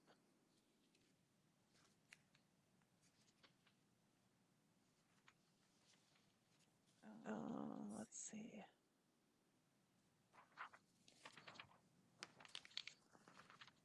And, all right.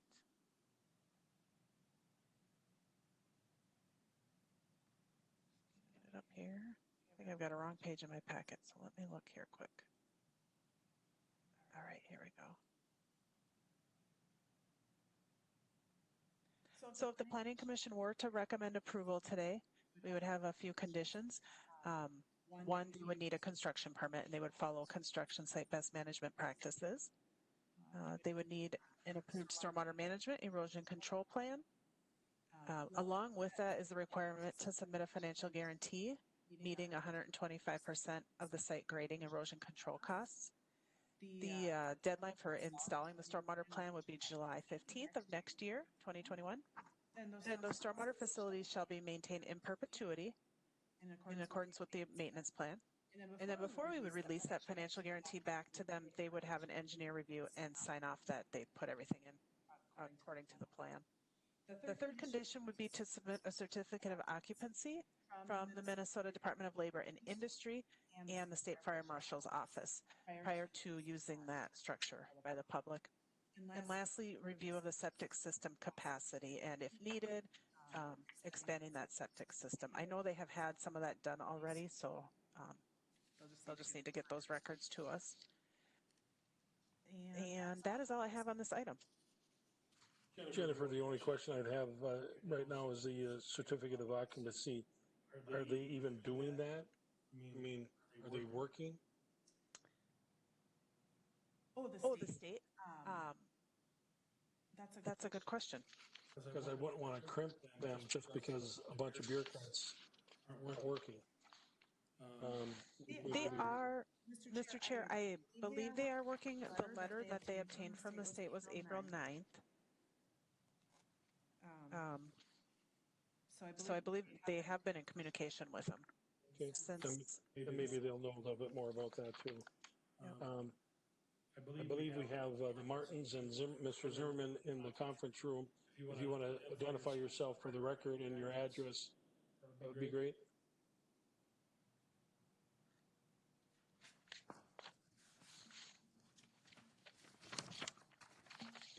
With the applicants, identify yourself and state your address for the record, please.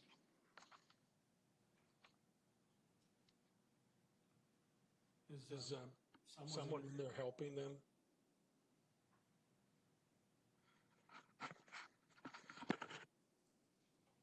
You're unmuted.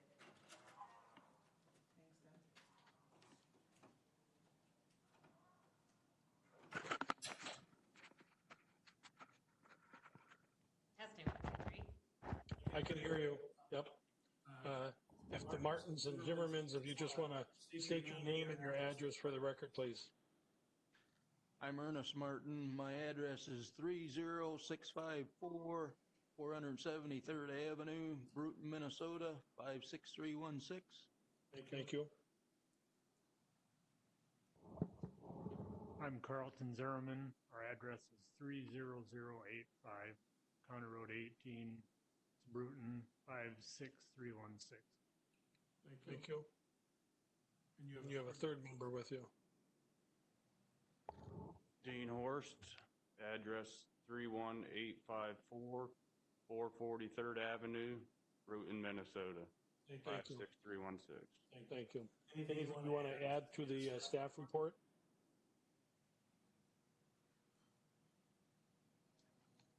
I guess I don't have anything to add unless you have more questions or more information you need. Okay. Any commission members have any questions of the applicants? Mr. Chair, Jason Wienerman here. It shows the applicants are going to be putting in a new driveway and parking lot on the north side of the property. Will that be paved tarred or will it be kept gravel? Have they decided that yet? One of you three can answer that. I don't think final decision has been made. What are our options? I mean, probably we would prefer putting down gravel with granite on it. It's what the rest of the parking lot is. But that's not final. Okay. Any other questions?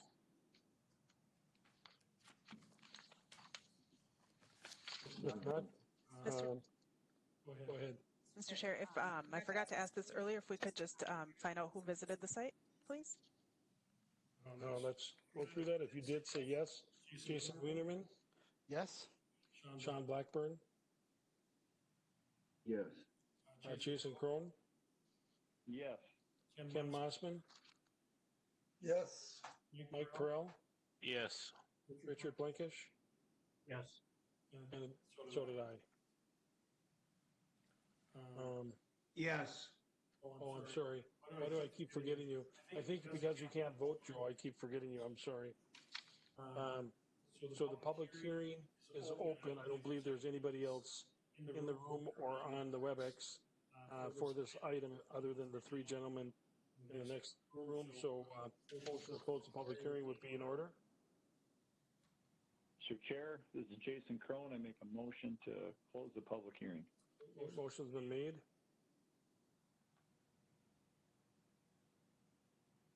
Can I get a second? I'll second that. Ken Mossman seconds it. Any discussion on closing the public hearing? If not, say aye. When I call your name, Jason Wienerman. Aye. Sean Blackburn. Aye. Jason Crone. Aye. Ken Mossman. Aye. Mike Perrell. Aye. Richard Blankish. Aye. And the chair votes aye. Public hearing is closed. No correspondence. Let's do the findings. By the way, the first time I was on the planning commission, we approved this, and I think it was a couple of people from St. Cloud had a concern with it, which was kind of humorous at the time, but I think it proved to be a very nice facility obviously for a very long time, and it's great to see that it's being expanded and used even more. So sometimes we do make good decisions. Worksheet for the findings. Number one, is the proposal consistent with existing county ordinance? So Chair, I believe it is consistent with land use and zoning ordinance number 439. 439, sections 4.8, 6.5, and 9.1.5. Thank you, Jason. Number two, are there any other standards, rules, requirements that the proposal must meet?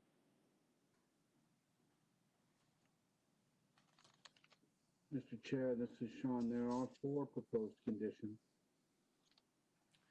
Thank you, Sean. Number three, Is the proposed use compatible with the present and future land uses in the area? Can it be separated by distance, screening from adjacent land uses? Mr. Chair, Jason Wienerman here. Yes, it's an expansion of a current use. And also on the preliminary site plan, it looks like they might be doing some tree planting around the perimeter as well, which will enhance the screening. Thank you, Jason. 4 are the environmental concerns, groundwater, surface water, air quality, wellhead, that should be addressed as part of the proposed request. Yeah. Part of the stormwater plan. Thank you, Jason. 5, has information been provided regarding the impact property values?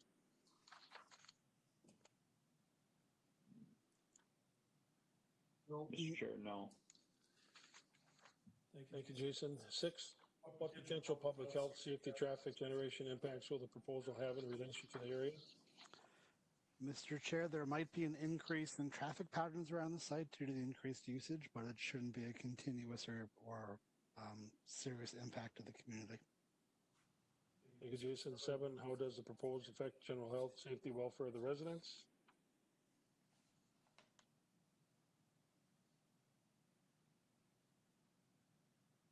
Mr. Chair, again, Jason Wienerman, go ahead.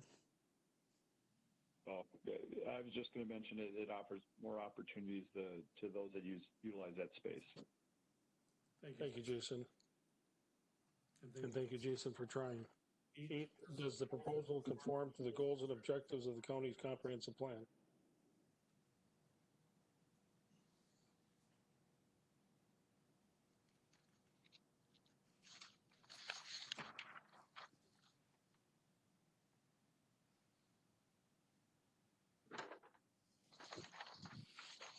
Mr. Chair, Sean Blackburn here.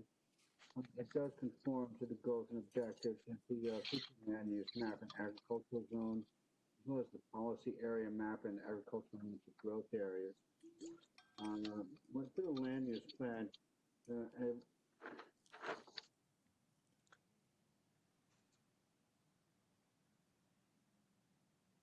seems to me that these aren't appropriate to that, that are marked here. Growth and development goal 4, an agricultural goal, objectives 3 to respect and preserve architectural, archaeological, and cultural history. So it's not. Okay. 9, how does the proposal affect existing public services, schools, parks, streets, utilities?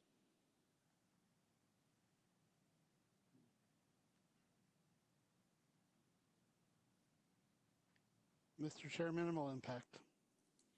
Thank you, Jason. 10, has the applicant provided financial assurance, guarantee, reclamation, or cleanup? Applicable? It is, well, it is because they'll do that 125% of the construction. They'll have to do a financial assurance. Yeah. Mr. Chair, yeah, covered in the conditions. Correct. 11, other issues pertinent to the matter. I would say it's an expansion of the current use, which was approved in 2009. So with that, a motion would be in order. Mr. Chair? Yes. I just wanted to add on there, because we don't know how the parking area is going to be constructed, what kind of surface. I know there was some mentioning about gravel, but that wasn't for sure. Does that impact the stormwater runoff for the building site? Mr. Chair, Commissioner Blankish, that won't impact it, whether it's gravel or tar. It's treated the same as far as the stormwater plan goes, and they're both treated as impervious. Okay, thank you. Yep. Mr. Chair, Mike Farrell, I'd like to make a motion to approve with the conditions. Thank you, Mike. Mr. Chair. Somebody go ahead. Jason, 30 seconds. Okay. Jason Groen seconds. Motion to recommend approval of the county board. Any further discussion? If not, please say aye when I call your name. Jason Wienerman. Aye. Sean Blackburn. Aye. Jason Crone. Aye. Ken Mossman. Aye. Mike Perrell. Aye. Rich Blankish. Aye. And the chair votes aye. The recommendation is granted for June 23rd, county board meeting. And for the applicants, just so you understand, somebody can explain that to you, but it's on the consent agenda where there won't be any discussion or anything unless they remove it from the consent agenda. And if you want more information on that, you can talk to staff or to someone, they'll explain that to you. Thank you for joining us tonight. Item number 6, consider a rezoning request submitted by Maureen Hasrich. Okay, Mr. Chair, Planning Commission members, this is a request for a rezoning to rezone approximately 1.29 acres from agricultural 40 to commercial. This property is part of the northeast quarter, southeast quarter, lying west of 93rd Avenue in Section 27 of Main Prairie Township. A little bit here. Okay. Okay, so this this is a larger property, and out of it, they're asking to just rezone 1.29 acres to commercial, and that is the area outlined in yellow on the drawing there. If the rezoning is approved, the applicant plans to construct and operate a motor vehicle repair business there. Currently, they are operating in the city of Rockville, and they want to relocate here. Just a little bit of background. They did request a conditional use permit from the township in July of 2019 for motor vehicle repair. That was denied because it needs to be accessory to a residential dwelling, which it was not. There was no home permitted on the property at that time. Then last fall, they were permitted to build a shed on the property. Now that they have been issued a permit for a home, they would have the opportunity to go back to the township and request a CUP for a home extended business or a limited rural business. They do have to wait a year after their first application date, so that would come up in July that they would be eligible to reapply for a CUP through the township under the current A40 zoning for a home extended or limited rural business. But they are choosing to request to rezone to commercial at this time to operate the business on the property. And I should state, if the rezoning is approved to commercial, there still is a conditional use permit process to have motor vehicle repair in the commercial zoning district. And that would be, I believe, through Main Prairie Township. So as you can see, the property has access from 93rd Avenue. They come in off the existing driveway to 93rd Avenue, and then they drive south into the area that they were asking to rezone. If you had a chance to get out there, you saw that there is a large shed that's been constructed already. Their plans that were submitted do show a potential future driveway coming in straight into the building area off 93rd. That is not a driveway that's been approved by the township, though, so that may or may not be approved as an option in the future. When we look at the area here, you can see there's somewhat of a mixture of uses. We've got Powder Ridge to the south, and then there's obviously quite a bit of agricultural land and also rural residential. And to the east, some shoreland residential as well. The zoning in the area, again, a mixture of zones, mostly agricultural 40. To the east, we've got some residential zoning and also some commercial where Powder Ridge exists. The property is not in shoreland or any other areas of concern. On the county's comprehensive plan, this is slated to be a moderate residential area on the future land use map. Not agricultural, not commercial, but it's was planned years ago to be a moderate residential area. The policy area does include it in an ag or limited growth area. Now, I did get the land evaluation site assessment score So we did get that computed early this week. That came back at 65.75, which is just over the threshold that we use of 65 for converting land from ag use to another use. The soils, there's one soil type there on that 1 acre, so that scored the full 50 points, and then the site SA part scored the 15.75. So that's the Lisa. Main Prairie Township recommended denial of the rezoning. And we included their rezoning recommendation with your packet. We also had emailed you quite a bit of information with historical stuff from the township and from the city of Rockville over the course of the last year. So hopefully the Planning Commission had a chance to look through that. I'll just note briefly, I forgot to mention this. The surrounding area, there are 19 homes and one registered feedlot within a half a mile. That registered feedlot is very small. It's less than 10 animal units. Okay. So that's all I have for the staff report. As you know, we've gotten a lot of letters from the public, so I can read a summary of those when we're ready to open the public hearing. And then I'd also like to ask what Planning Commission members were able to get out to the site. If you visited the site, please say yes when I call your name. Jason Wienerman. I'm sorry, I was muted. If you visited the site, please say yes. Jason Wienerman? Yes. John Blackburn? Yes. Jason Crone? Yes. Ken Mossman? Yes. Mike Perrell? Yes. Rich Blankish? Yes. Commissioner Persky? Yes. And I was also there. Okay. So I understand Ms. Hisrich and her son are in the adjoining room. Please state your name and address for the record. I'm Maureen Hiesrick. I currently live at 10213 County Road 47, and that's St. Cloud, Minnesota 56301. Okay. And I'm Justin Hiesrick, and I currently live at the 10213 County Road 47. Got it. Thank you. Anything you want to add to the staff report?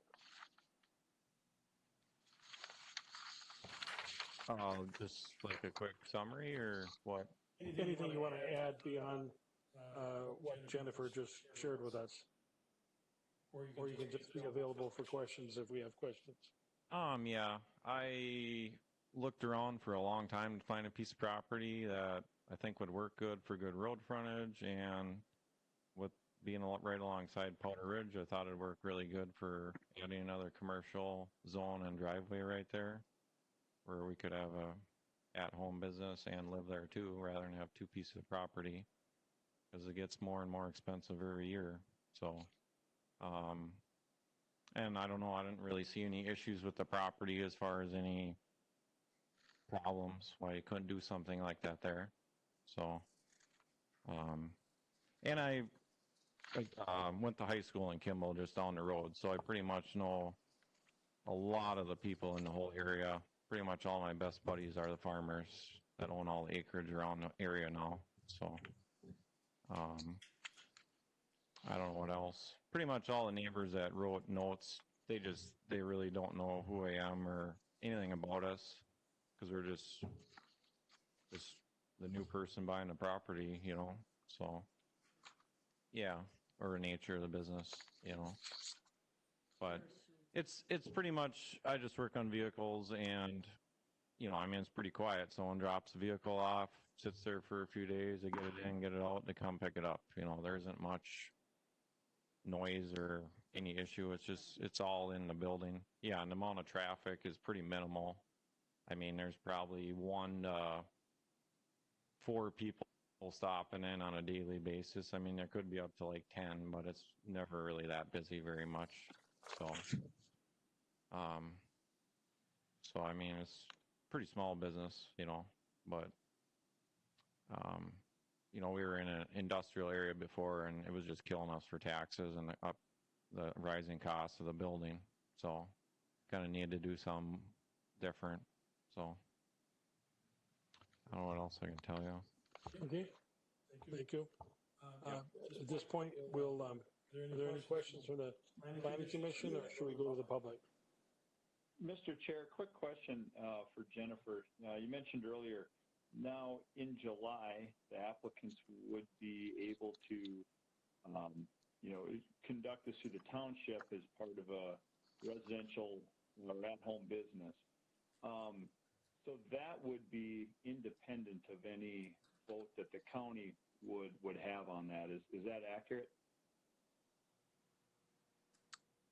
Commissioner Crone, yes, that's accurate. Okay. All right. So regardless that the county didn't address it, it could go back to the township in July to deal with. Yes, Mr. Chair, that's correct. And since you mentioned the township, I should point out, I think the township is online if we had questions for them, or at least they were planning to be. Okay. Okay. Thank you. If the township is with us, please identify yourselves for the record.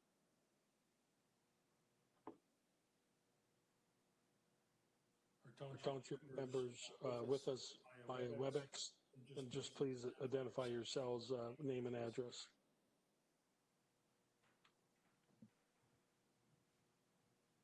We'll check on that to see if we're just not connecting or if they're not with us. We'll open up the public hearing. There's no one else in the room. I'm not aware if there's someone in the room beside us. I haven't been told if there is. And I don't know if someone else is on WebEx with us. Is someone on WebEx with us that would like to say something? I don't hear anybody on WebEx. I don't see anybody doing anything. Says that they're connected, but they're not coming through, so I'm trying to reach her by phone. Township is trying to be connected, but we're having some technical problems. And again, I'm assuming somebody will tell us if there's somebody in there. There is nobody in there. Okay, got it. Okay. So we'll have to wait for the public, for the township to come on. They're trying to get on. We'll have to accommodate that. Should we Mr. start Chair. reading the letters? Sure. If you would like, I can summarize the letters that we received. So we received a number of letters over the last week, and I have sent most of them to the Planning Commission for review before the meeting. We got 3 additional letters in as well. So I'm just going to, since you've had a chance to read most of them, I'm going to summarize them. So in support of the request, we did get a letter from Cheryl Garding stating the business meets the needs of the community. The Hesricks are environmentally conscious and supportive of the community. Mitch Schmidt sent a letter stating he's a neighbor to the west and he supports the business and the rezoning location. Andy Knaus, located on Drumlin Road, states he has no issues with the Hesrick family and would be a great addition to the neighborhood. Caitlin Albers of Kimball is a longtime customer, states the business is not loud or a disturbance. Justin is caring and cares for the environment. Philip Kahns stated this would provide opportunity for a home business that Justin's been doing for his whole life, provide members of the community reliable and hardworking person for diesel mechanic needs. The property is adjacent to another commercial business, Powder Ridge Ski Hill. Justin is respectable business owner, community member, and friend. Got a letter from Jerry Wallen of Powder Ridge indicating they are not opposed to the proposed rezoning for pickups and power sports located to the north of Powder Ridge. We got a letter from Cy Hyde of Powder Ridge Road indicating the rezoning would not bother him. Powder Ridge is commercial with plenty of traffic already, and repair business won't be a problem. One new letter we received from Jeff Haugen, and he's on Cobblecrest Drive. He indicated he's okay with the rezoning, does not support a dirt bike or motocross track. He would like a guarantee from the landowner that will not happen in the future. And he chose to live in the county to enjoy the quiet and the peace. We got letters from the following people who are opposed to the request: Don and Bonnie Thurber. It will have a negative impact on property values and future sale. You can't separate the business by distance or screening, and there's no fence proposed. The noise would affect the quality of life. Business doesn't have a reputable past. increased traffic concern, safety of children going to and from the bus stop along that driveway. Environmental concerns include runoff flowing directly into their yard, and she includes portions of the Rockville City Council meeting minutes from the past where their request for a permit was denied. We got a couple of emails from Edwin and Lola Zutz. They're on 93rd Avenue as well. They request the decision be postponed until the pandemic is over. They cite concerns about soil contamination from the diesel oil and runoff to homes in the area. This is a residential area, not industrial. The road is not rated for heavy trucks. William and Mary Amon are on 93rd Avenue. They state that except for Powder Ridge, which existed since 1959, this is an ag and residential area. The township doesn't support the rezoning, concerned with increased traffic, environmental hazards from petroleum, chemical spills, increased noise. They cite a lack of good faith shown by the owners, having moved in several large storage containers, and previously they had a large racetrack on the property.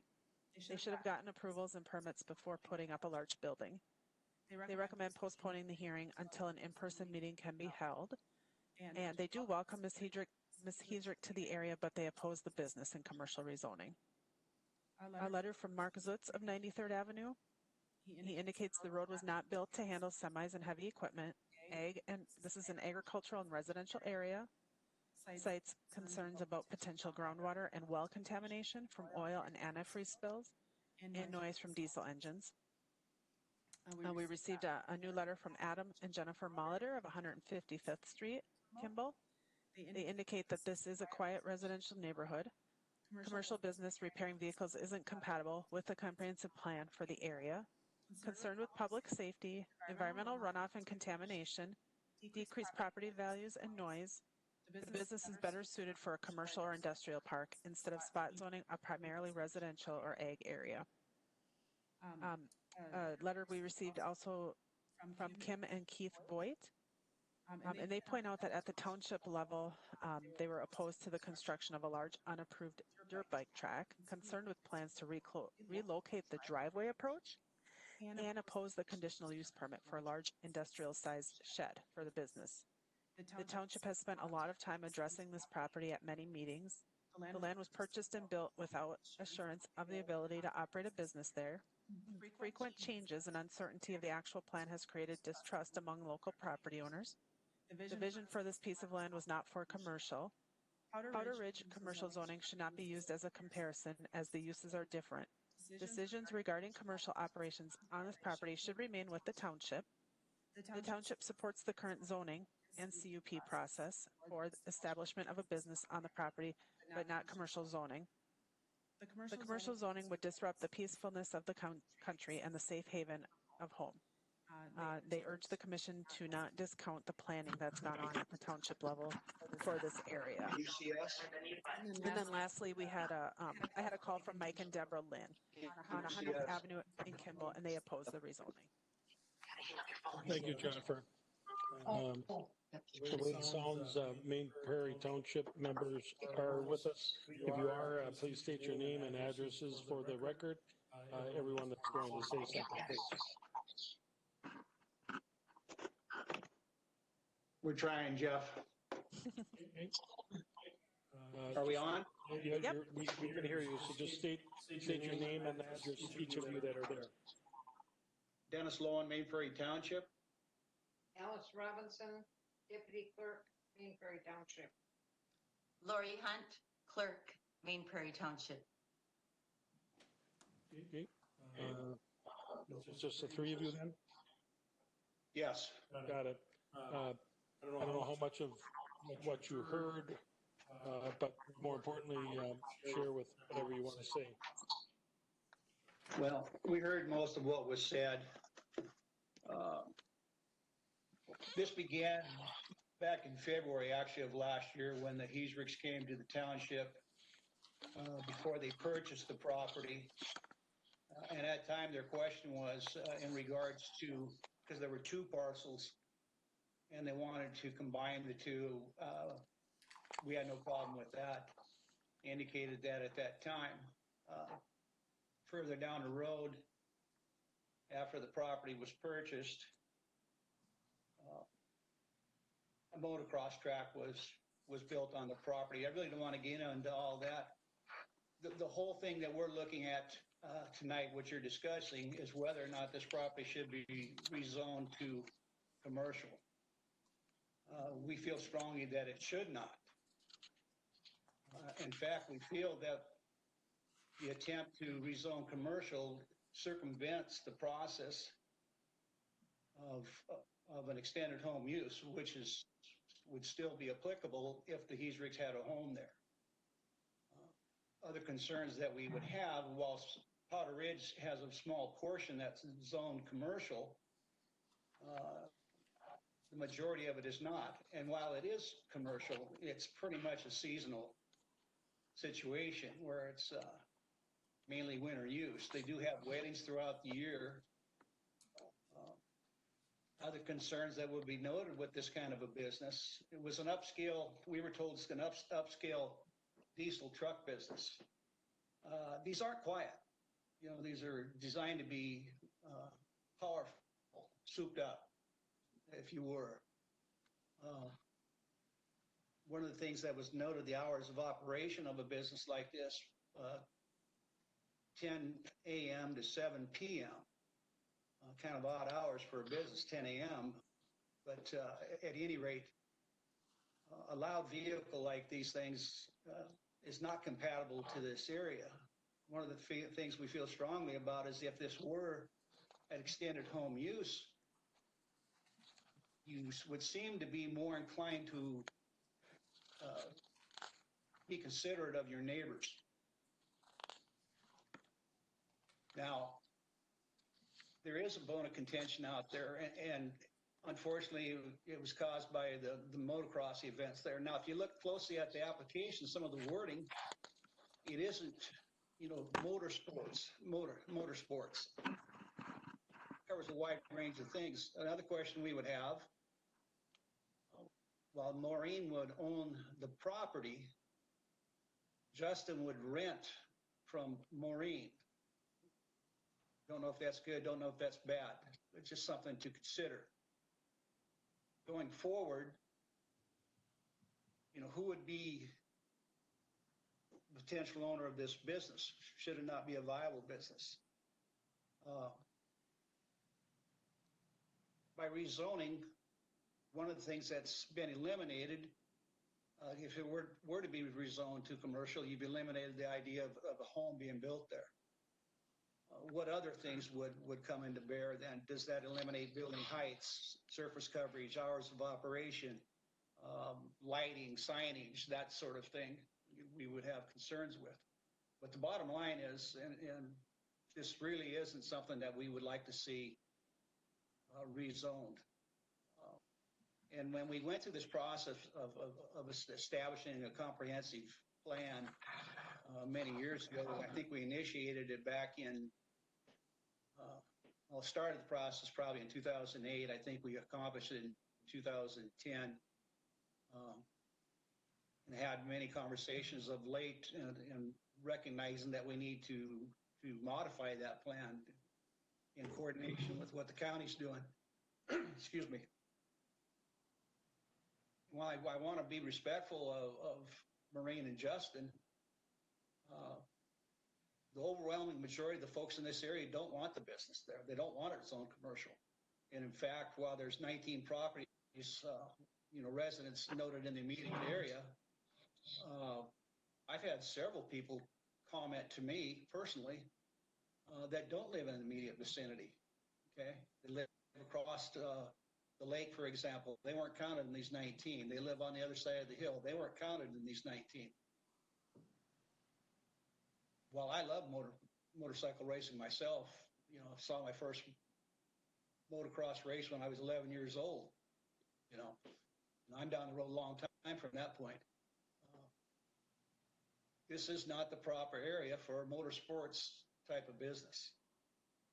But with that said, understanding that if we were to go through the extended home use business, some of those things would probably be rectified, knowing that the homeowner is there. They're not an absentee person. They're not an absentee business owner. So I would hope that the board would not move to rezone this property. You know, and all people in favor that were mentioned here, they don't live in the area. And reading through the Rockville information, which I have done, it gives one pause in trying to work with the Heesrigs, in all honesty.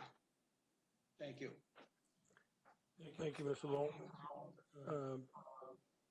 Either one of the other two want to share something? No comment. No comment. Okay. Planning Commission members, do you have any questions of the fee searches or the Main Prairie Township?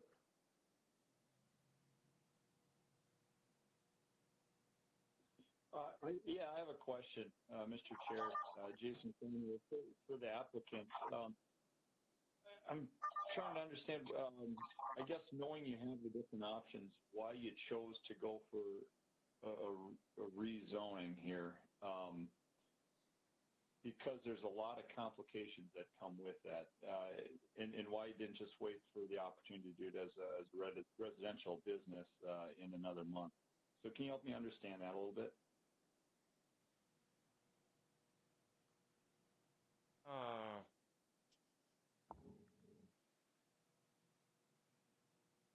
I don't know, because it would just be another option, I guess, of how we could set the land up. So it'd work out for the building and the parking area. We were just wondering with some stuff to get the building finished, you know, if we could speed the process up a little bit, I guess, you know, because otherwise by the time we go through more and more meetings, you know, it could be winter again. It's kind of the issue all the time. So the year goes by pretty fast. Okay. All right. Thank you. Any other questions from commission members? Any final thoughts, the Heesriches or the Main Prairie Township Board? We're going to close the public hearing otherwise. Okay, thank you. Thank you, Dennis, for being there. Thank you, Lori. And thank you, Alice. I really appreciate this. You know, I understand where this is coming from, okay? But you have to know that we're not multimillionaires, okay? I have to sell my home first to build. I've been working with Heidi Winkowski. Okay, I already have a house permit. You know, that because that's what the township had. You know, it's an unknown, and I understand where they're coming from. You know, it's not like you know, we're there, and then you know we want the home business right there too. You know, and that's what we're asking for itself. And I think it's a real unknown. I think Justin's business name is unknown, but if you really want to know what's really going on is if you own one of these diesel trucks, let's say that you're going to be, you got a fifth wheel, and let's say it's a huge trailer. He's probably got to take that tranny out, and he's got to rebuild that tranny up so the tranny doesn't go out when they're climbing the mountains out west. You know, I mean, our clientele is not 16-year-olds to 20-year-olds, okay? They can't afford what he does, all right? So, and it's very custom. You're looking at an engineer here, okay? My husband was an electrical engineer, PE. And you know what? You guys, I wasn't going to bring this up. He passed 6 years ago. He worked up until the day he died. And if you look around the state of Minnesota, he's a legacy to this state. He did the VA hospital. He did 6 miles of electrical work. He did it in 3 years, which is absolutely unbelievable. He has 1.5 feet of paperwork with it. He worked with the nurses. He worked with the doctors. We worked with churches. We worked with hospitals. We had a very reputable name. My son has a reputable name. He is an engineer mind. It's not like this hot rod that these neighbors are thinking that we are. They don't know us, but we know many neighbors in that area. And you know what? If they're not going to make a comment, they're okay with us, okay? That's how it is. You either, some people will make a comment, some don't. But if they don't make a comment, they do like us and what we do. The issue and the problem came up is when when my son built the track in with the alfalfa field, okay? It was a pretty innocent thing how it happened, but it looks pretty ugly, you know, for itself. That track is down, okay? And so we have to live this down, all right? I don't know if you guys ever did anything wrong in your lifetime, you know, cast the first stone here, you know, but I think we're respectable people. Our intention is, I have that home staked out. We want to live there. We want a home business. You know why we want a home business? Because you're looking at a guy here that has doctoring for 3 years. I almost lost him a month after my husband, you know, and that's all we want to do is be in one area, okay? And you know what? I looked around the whole area. Who has put up a red steel iron building? This is the most, we looked at it for resale. If everything goes bad, I can take the building down and I can sell it. If it has to be sold to someone else, you could sell it to a wonderful rancher. It would make a wonderful horse barn, okay? I've ridden horses all my life, okay? It's proposed for that. Yeah, we might have some containers on the property. I already have someone commissioned. We're going to come in and we're going to paint them, and they'll be accessed. They'll be beautiful, like this building is beautiful. You know, I mean, we took the time to really locate the building next to commercial. The neighbors that are complaining are a half mile away from us, okay? You don't think that we're family orientated? You don't think that we love children? We don't love animals? We love them. And we're conscious. I volunteered for 10 years over at Pearl Lake School. My children went to a Catholic school. What can I tell you people? I'm supposed to, in 5 minutes, tell my character? No. You have to get to know someone. These people don't know us, and they have fears. They have assumed. They didn't come to us and talk to us and ask us what we do, and I've been more than happy to explain, and Justin would be more than happy to explain, you know, what needs to be done here. But that's all we're asking for is an at-home business, okay? We sought for the best thing is to zone it an acre, I think it's 0.29 is what it comes out to. I mean, it's almost a 50-acre parcel, you know, so it's a very small portion, you know, for itself. So I don't know, you guys, I just have to tell you like it is, and that's all I have to say. I'm sorry if I took too much of your time. Okay, thank you, Mrs. Hazelrich. Main Prairie Township, any closing thoughts? Hearing none. Nobody else from the public is online. Jeff. Here. Yes. It's Dennis again, Main Prairie Township. Yes. Again, the real issue at hand here tonight is whether or not the property should be rezoned to commercial. And while there's certainly strong emotions on both sides of what's taken place, in our opinion, we gave this great thought at the town board, a lot of discussion on it. This is not a suitable area for commercial rezoning. There is an avenue still available to the Heesrichs. One question I would have that seems to be gone unanswered or probably even unasked is the Heesrich's home in Rockville, is it for sale? Is it listed? Because you can't move down the road if you aren't ready to start traveling. So maybe the first part of establishing a home in Main Prairie Township is selling the home in Rockville. Just a thought. Okay. It's for sale, Dennis. It's for sale. It's for sale. Come on over, Dennis. I've been busting my butt trying to get the decks done and a false ceiling put in this week. And, we do all this work ourselves. That's good. I'm glad we're on that beginning of that process then. But again, it becomes down to the simple fact, this is not a suitable area to be rezoned to commercial because it limits what can happen from the township's perspective. So we appreciate the comments. I think at this point, we've heard everything.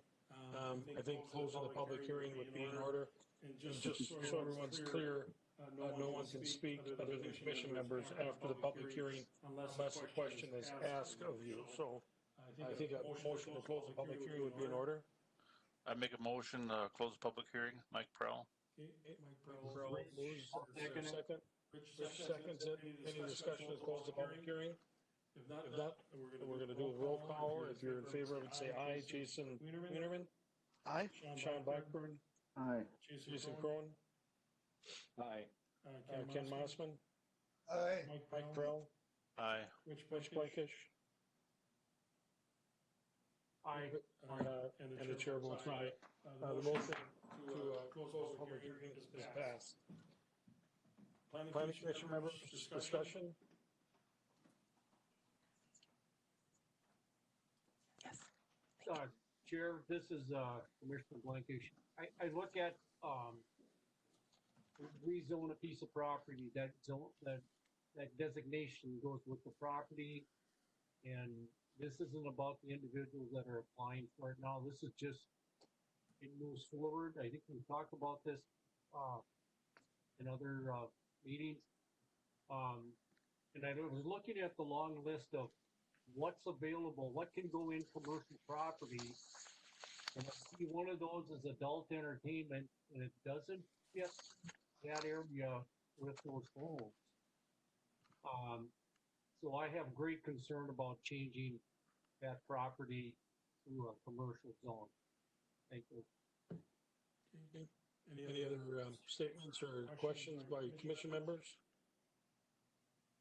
Well, Mr. Chair, Jason Crone here. I share Rich's concern on the rezoning portion of it. Once you rezone something, it's rezoned, and you lose a lot of that control. I think there's a lot of things to get worked out. I hope the home business works, to be real honest.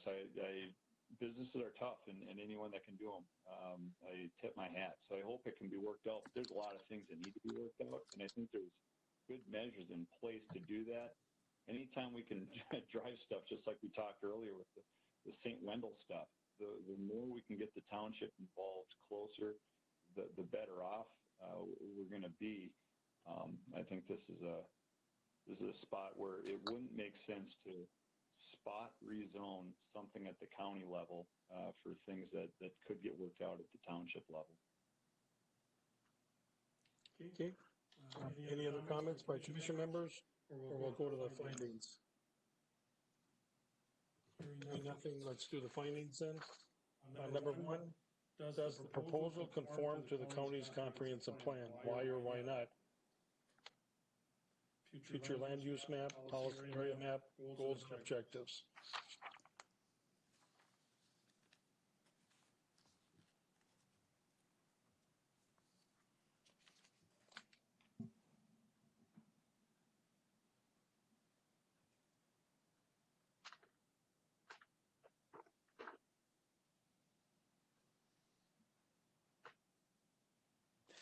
Mr. Chair, Jason Wienerman here. I'd say it doesn't not conform with the county plan in that the areas identified as moderate residential and ag limited growth, and the comprehensive plan, land use plan, goal number 3 seeks to discourage incompatible land use through effective controls. And by approving this, we are not being consistent with that goal. Okay, anybody else? Thank you, Jason. Mr. Chair, this is Sean Blackman. I have to say it is not compatible, purely on the basis of the fact that it is spot zoning, and commercial rezoning is forever, basically. Like Richard pointed out, it stays with the property, and it's about the property. It's not about the individuals, and I think we're getting carried away with the emotional impact of the decision. Thank you, Sean. Anything else, anybody? If not, number 2 is a proposed rezoning compatible with the present and future land uses in the area of the proposal. Present zoning, proposed zoning, future land use map, Lisa score, scenic views, rural character. The Lisa score we know is 65.75.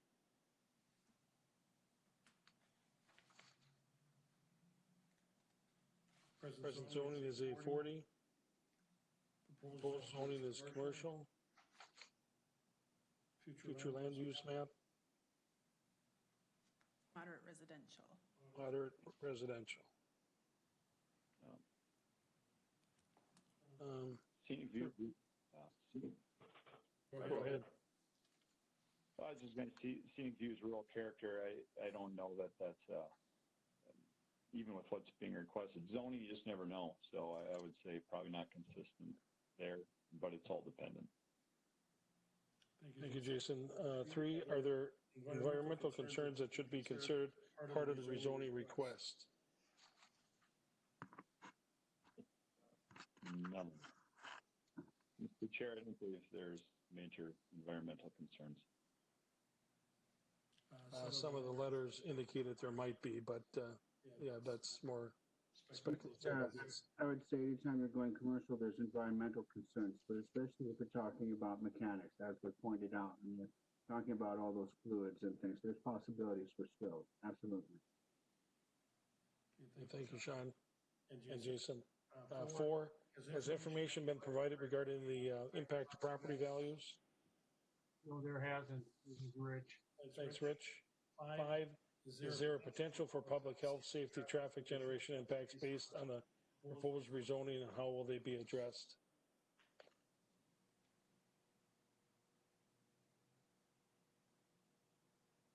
Well, Mr. Chair, again, commercial, and it stays with the property. It's all dependent. Yes, it could create some traffic or safety issues depending on what were to happen with the future commercial lot. Okay, thank you, Jason. 6, how does the rezoning affect existing public services facilities, including schools, parks, streets, and utilities?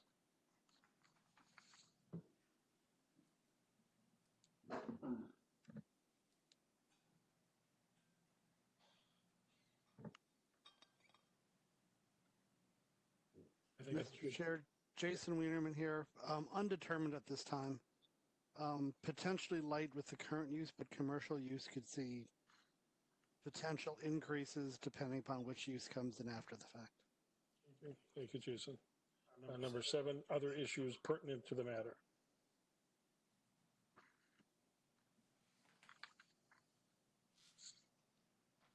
I would say that Main Prairie Township has weighed in with their objection to the rezone.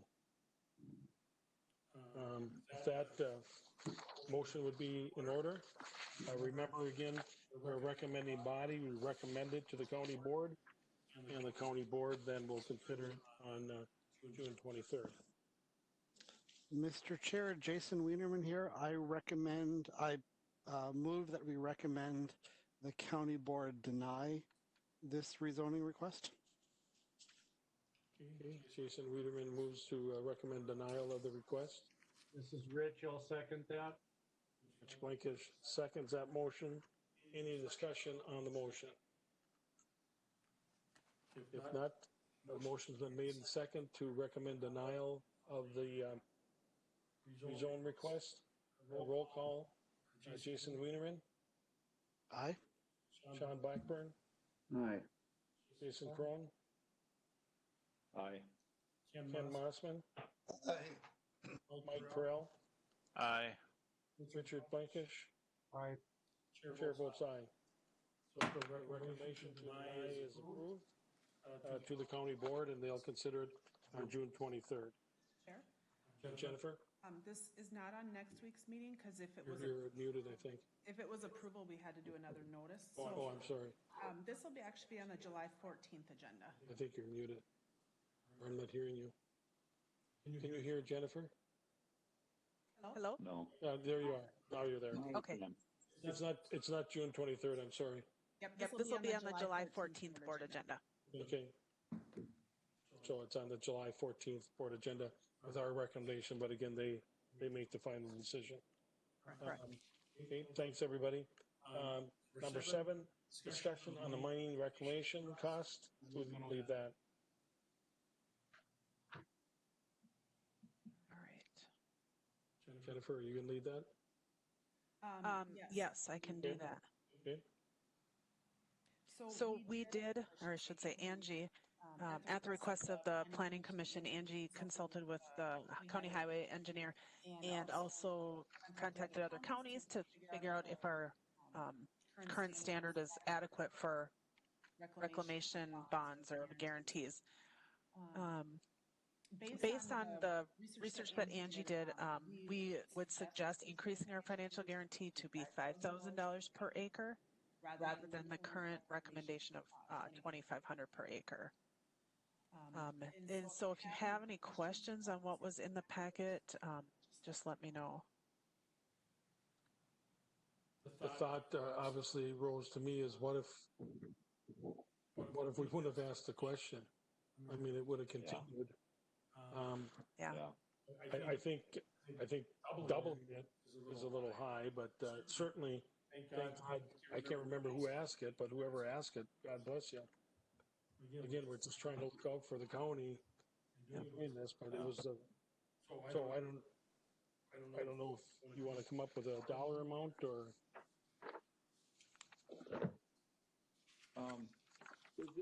That's a good question. Is there a process in which, it could be a percentage of the estimated value at any given point?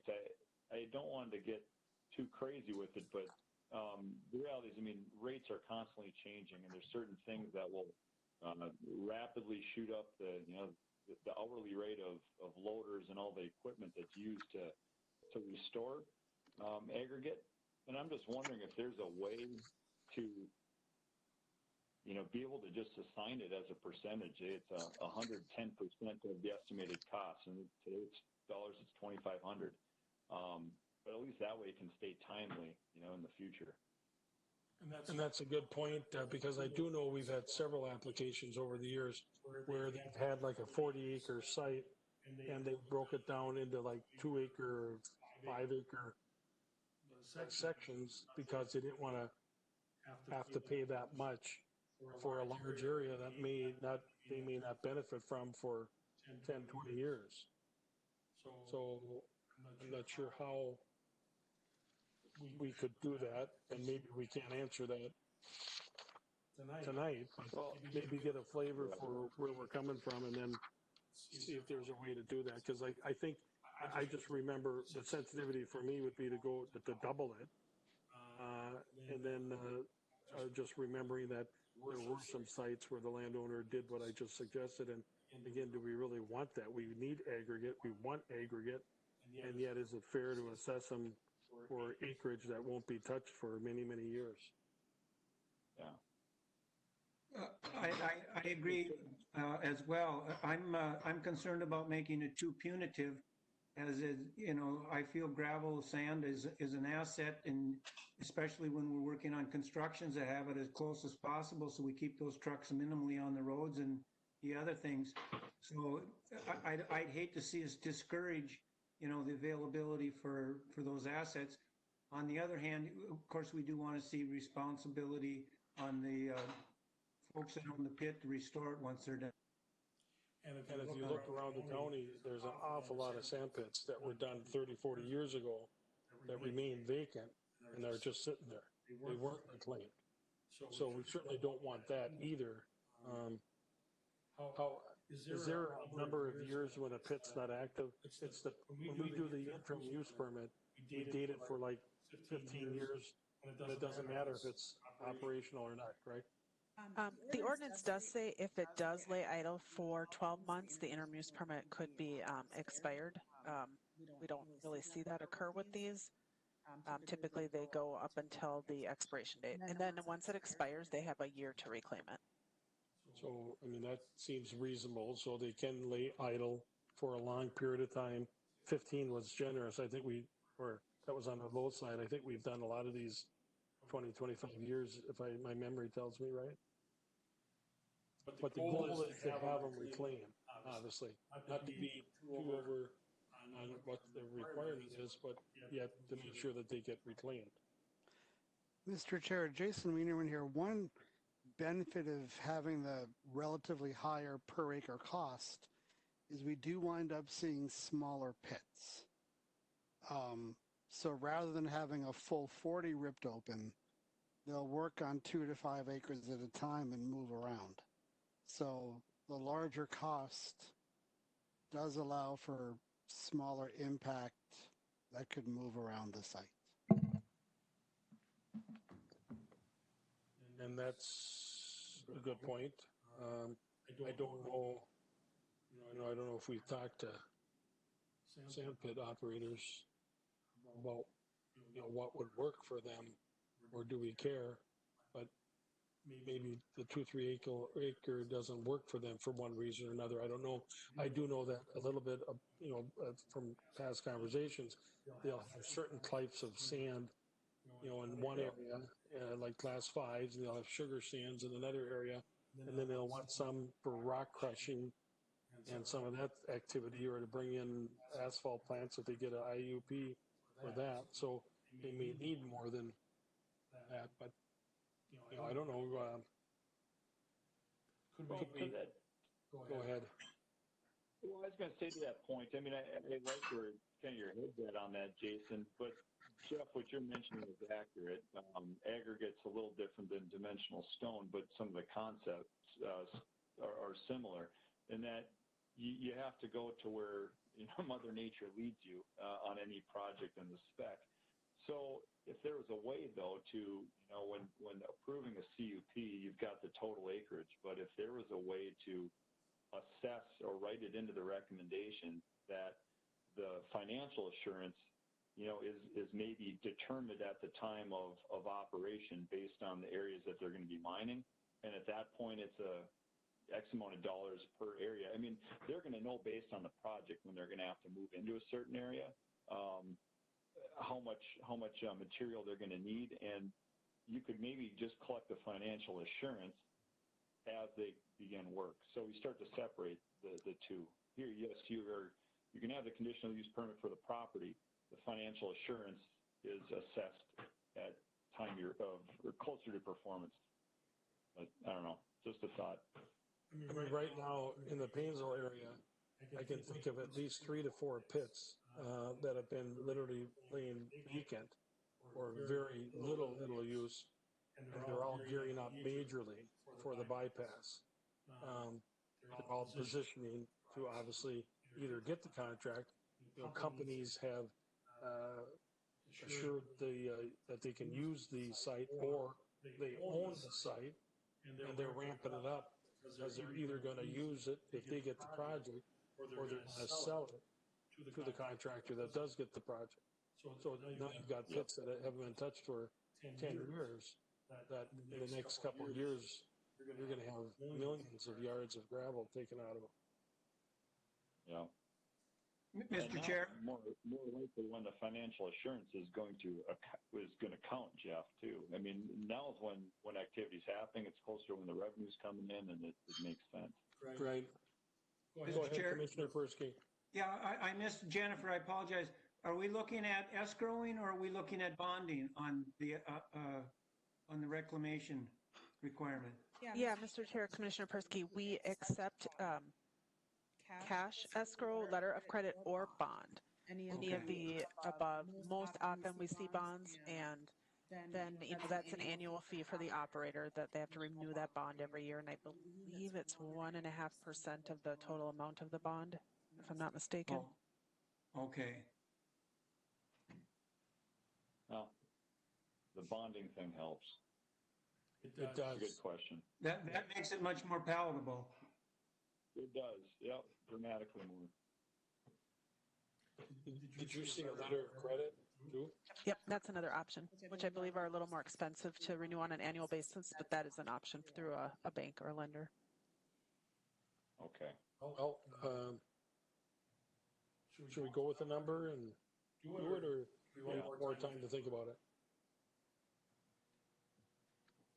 And Mr. Chair, another option too is to just kind of noodle on it a little bit. And I don't know of any mining permits in the next couple of months here, but when one comes in, we can reshare this information. And in the application, we do ask for an estimate of their reclamation costs. So we'll have that to look at as well. Okay. One thing, I didn't know we could noodle during social distancing. I guess we can noodle. I was going to say something, but what we could do is, do you have any idea on neighboring counties, what they do? Oh yeah, there was a comparison included here. Oh. Yeah, and it's a little bit over the all over the board, but some don't have a set amount. Otherwise, it varies from 1,000 per acre. Some of them base it on a percentage. Winona, Wabasha, they have a percentage of the estimated cost. That gets a little dicey, estimating the cost. I'd say we'd be better off with a per acre fee. Yeah. Especially if you're talking about 20 or 30 year pits too, then that cost might change. And again, currently it's $2,500 an acre. That's what we've done, yes. Okay, I guess we can make a decision, I think. Other commission members have thoughts? Mike, you deal with sand pits, or did in your previous life. Yeah, I don't think more of your pits you see today are going to be shorter in term and more site specific for the job. And I don't think that any contractor is going to, they might quibble a little bit on the price, but that's the cost of doing business, and they'll just figure it into the job. Okay. Well, Mike's probably the closest to an in-house expert that we have, so. Well, if members are inclined to make a motion, that would be the time to do it. Real quick, Jeff, before we do that, just thinking to his Mike's point, you great point there. What is Morrison, Todd, what are our surrounding counties charge? And just thinking about a scenario where if there's a project close that we don't put someone at a disadvantage in our county to compete. Not that likely is a huge deal, but sometimes there's pennies on the ton when it comes to those. That's funny you asked, Jason, because we don't have those two counties. Yeah. Morrison and Todd. So I'm guessing Angie didn't get a response from them, but I can double check with her. Meeker, what's Meeker at? I missed Meeker. That's a bordering one, 215 cubic yard. It's a calculation based on their anticipation on the amount of yardage. Yeah. Okay. Did I see Benton on there? $1,000 an acre.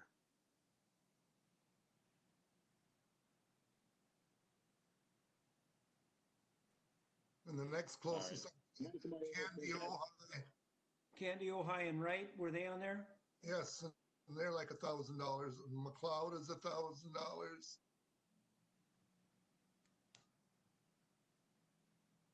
Yep, they are all around $1,000. And what we've learned, obviously, we've been at 2,500 an acre, so I don't anticipate we'd go backwards.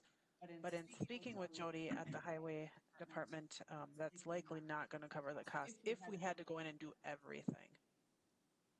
And typically we see they do, we haven't had a lot of pits had to close up yet, but the ones we have, for the most part, they do the bulk of the work, and then it's usually a little bit of working with them to get it kind of finished to snuff, especially getting the seating going and taking. This is Commissioner Blankish. One of the things we don't know on all the prices that are listed there with the different counties, and that is, when were those prices set? You know, are they in the same situation that we are? It's been a while since we looked at it. Are those out of date for them? I would say that they don't have planning commission members that are as astute as we are that ask the question, and they just continued with what they did. And then, of course, what happens is it's until you have a problem, and then you have to close one. That's when you find out, shoot, we should have done something different. Of course, it's too late. All right. I'm fine either way. I don't want to overthink this thing either, but. How about we went to 3,500? Or leave it? Jeff, I'm good. This is Rich again. We could go for an increase, but I think maybe we should be coming back to this maybe every few years as a county or as a plan commission. What do you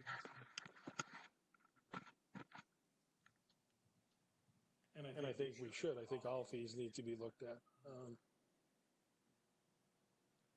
So I'm good with 3,500. I'm good with that. This is Rich. I'm good with that. Okay. Why don't we make a motion then? Mr. Chair, this is Sean. I'll make a motion that we raise that fee to 3,500 per acre. This is Rich. I second that. Okay. Motion's been made and second to raise the mining reclamation fee to 3,500. Any further discussion on that? Just one, Mr. Chair, and is that on the number of acres that are being disturbed opposed to the numbers of the parcel? I believe that's the understanding, isn't it, Jennifer? Okay. Yes, Mr. Chair, that would be the number of acres the permit is for. Okay. Any further discussion? If not, all those in favor, we're going to do the roll call of raising the reclamation fee to 3,500. Jason Wienerman. Aye. Sean Blackburn. Aye. Jason Crone. Aye. Ken Mossman. Aye. Mike Perrell. Aye. Rich Blankish. Aye. Chair votes aye. Okay. The recommendation to the board is to raise it to 3,500. Let's do the minutes quick, if you don't mind, before Lance. The only thing I think I saw was on page 2, Jennifer. It says Peter Giltzner was present via WebEx. I think he was here in person, wasn't he? Oh, yeah. Not that it may matter, but just for the record. That's the only thing I saw. If nobody else has anything else, a motion to approve the minutes will be in order. Mr. Chair, this is Sean. I'll make that motion. Sean Blackburn makes a motion. Sounded like Jason was going to second it. Yes, yep. Motion's been seconded to approve the minutes. Any discussion? If not, all those in favor say aye. Aye. Oh, wait a minute. I'm sorry. You got to do the roll. Jason Wienerman. Aye. Sean. Aye. Jason Crone. Aye. Ken Mossman. Aye. Mike Perrell. Aye. Rich Blankish. Aye. Chair votes aye. Minutes have been approved. Okay. Now we should have Lance with us. Yes, can you guys see me, hear me okay? Yep. Looking as good as ever. Great, well, thank you. Well, thank you, Mr. Chair and Planning Commission members. I'll just introduce myself for the record here, even though we've been working together here for quite some time on the comp plan.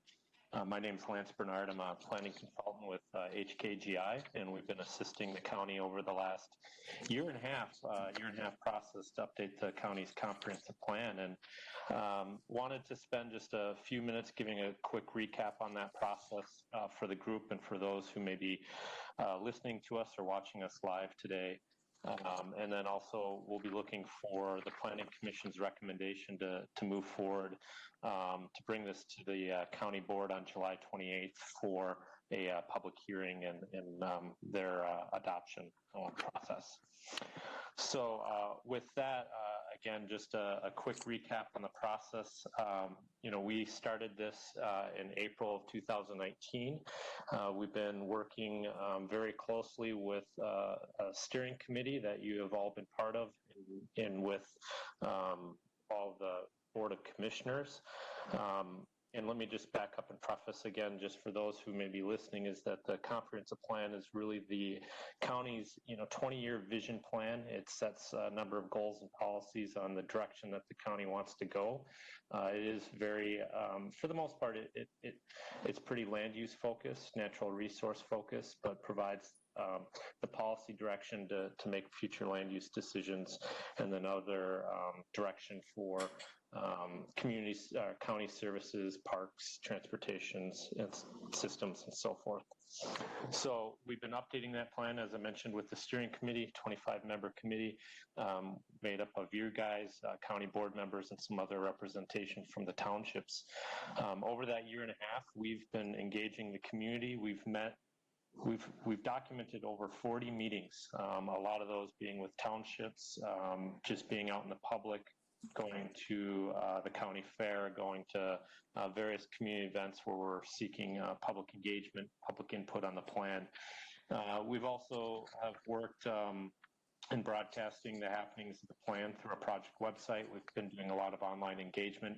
Certainly that has been amped up over the last couple months with COVID. So we've had a lot of fun activities to keep people engaged online over that time. So we are now at that point where we are wrapping up the plan. There's a draft plan that you guys have been part of, that you have in your packets tonight, that has really been shaped by a lot of that input we've gotten from the steering committee. A lot of the public input has shaped that plan, and that plan has been really built around 5 pillars: agriculture, living, nature, connectivity, and business, that provide, again, that policy direction, goals, vision statements, and so forth, that will help with really all of the decision making over the next 20 years. Really our next step is to get through kind of a last round of public engagement here in July, where we're going to be launching the project website. I'm sorry, not the project website. Let me back up and get ahead of myself here. We are converting basically that paper copy of the plan that you see to a website, so that it's going to be fully digital, so people can interact with this plan online. That provides some interactive tools and ways to view the plan beyond just the traditional way of pulling up a PDF. So we will have that ready and launching that on the 1st of July, and that will be an opportunity for the public to weigh in on the draft plan and provide comments as well. And then at that time, we'll also be looking for, the public hearing at the county board on July 28th to get additional feedback on the draft plan. So that's where we are with the schedule. Really here tonight to answer any questions that you may have on the draft plan. Otherwise, looking for that, recommendation to keep moving forward with the public hearing and bringing this to the county board for their consideration. Thanks, Lance. Any questions, input from commission members?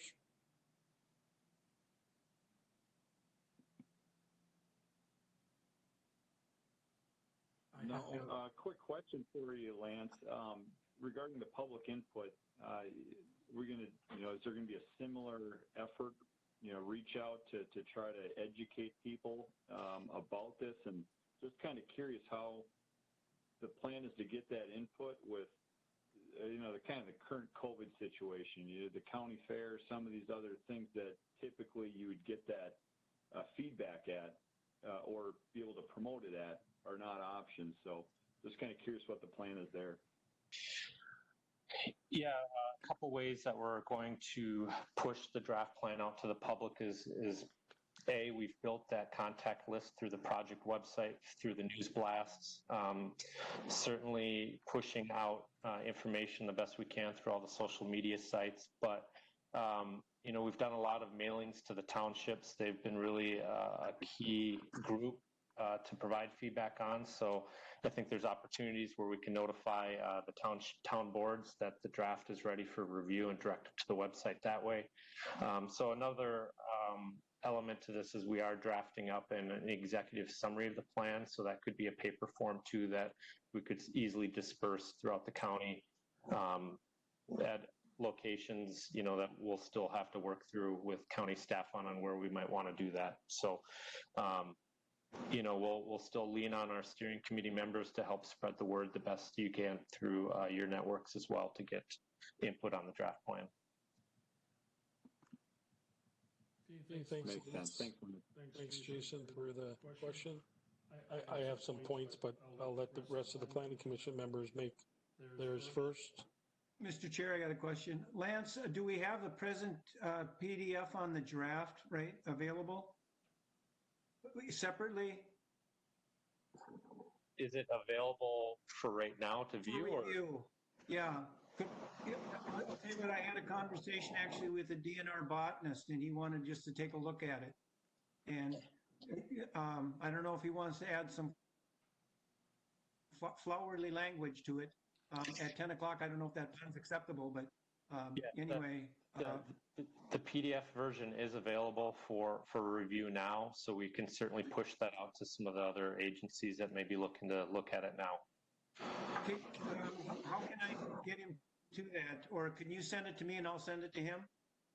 Yes, we can get you a copy of it, and we can also send it on to whoever's looking for it if you want to provide their contact. So we'll make sure you get it, Commissioner Persky. Okay. Angie did send it to us, I don't know, what, a week ago or so, too. And I'll forward my copy to Joe to you just in case.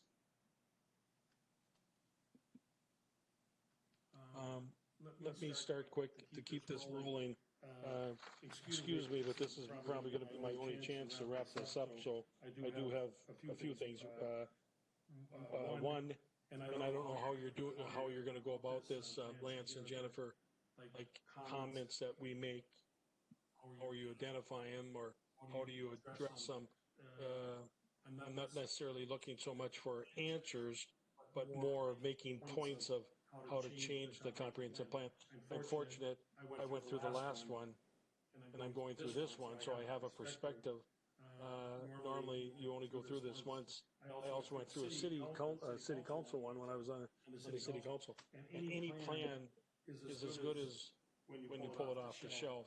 And I can tell you that none of us have looked at the last plan for quite some time. And my fear is that nobody's going to look at this one. And so let's do something that we do look at it. Because really, it reminds us, and first and foremost on page 2, the 5 pillars, it says agriculture, Stearns County agricultural heritage is a root of our prosperity and identity. Through product diversity, innovation, sustainable practices will enhance and promote the advancement of agriculture economy. That's a great pillar. It's something that was in the original comprehensive plan, and yet we see what's going on with the St. Wendell housing, the huge number of solar farms that are taking property. And we're going to get to a page here in a little bit that tells you, in fact, on the next page, it says between 2012 and 2017, the number of farming operations increased by 16%. And 14% of farmland was taken out of production. When you look at the reality of what the pillar says and what the last comprehensive plan said, obviously we're not being very successful because we've got 14% less farmland in Stearns County. So it's more of a, we all agree that's a pillar, but what are we going to do differently Winston Churchill always said, the more you want to go to the future, the more you have to look to the past. Are we going to lose another 14% under this comprehensive plan?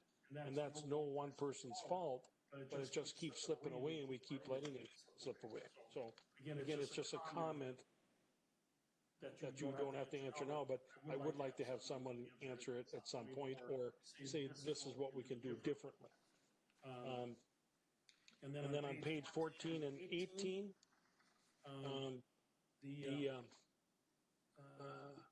the issue on, it says on the very top, growing population may put pressure on agricultural resources at city fringes, as well as increased demand for electricity generation, solar farms, wind farms.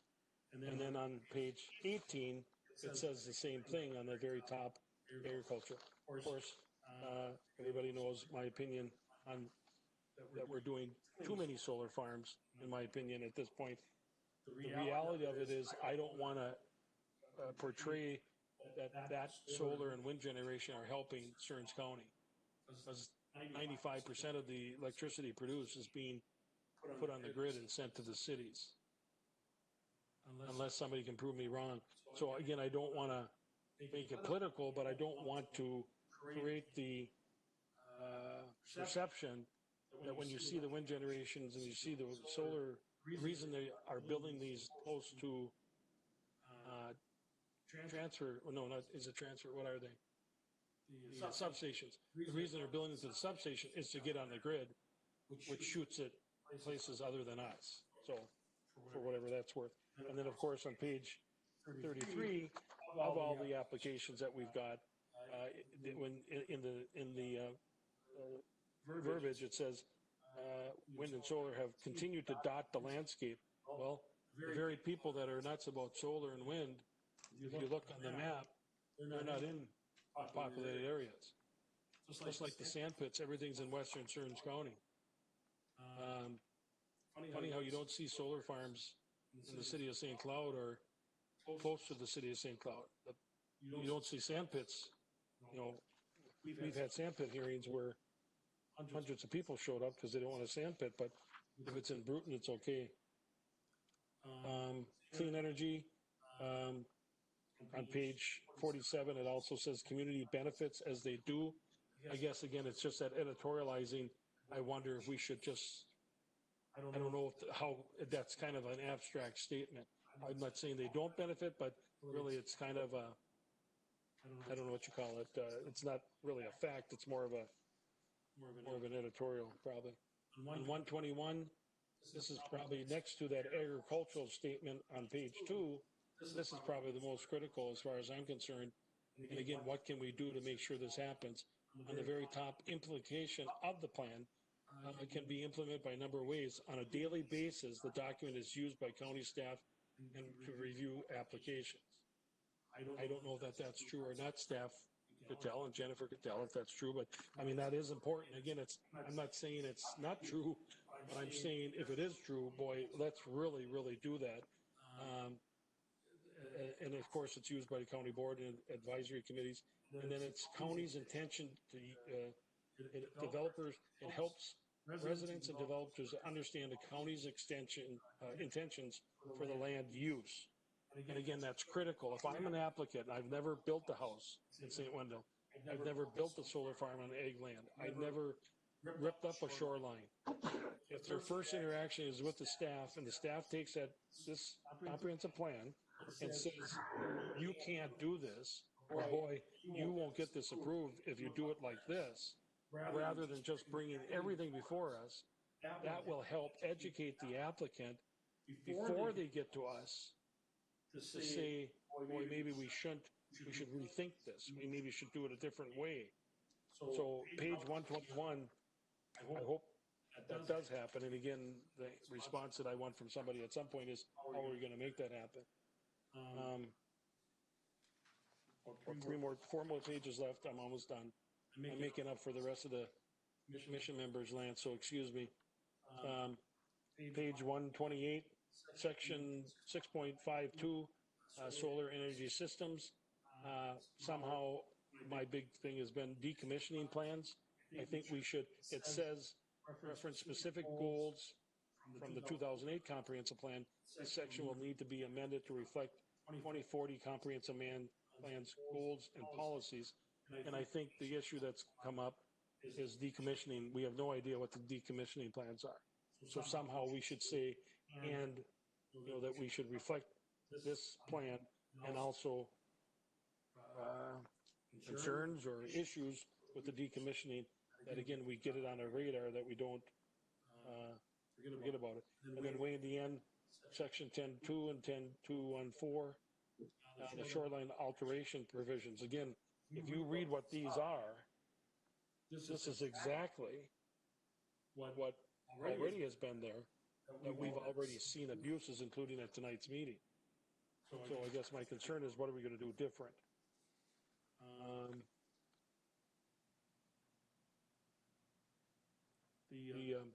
The goals on page 137, support agriculture as desirable land use for long-term, utilize sustainable practices to protect prime farmland, water quality, retain areas with highly valued agricultural land. Again, very clearly, it's stating what our goals are, and that's accurate. What are we going to do to make sure that happens? And then page 147, findings from other factors will help the application process if a proposed project has any perceived risk before advancing through the process. Again, that's key.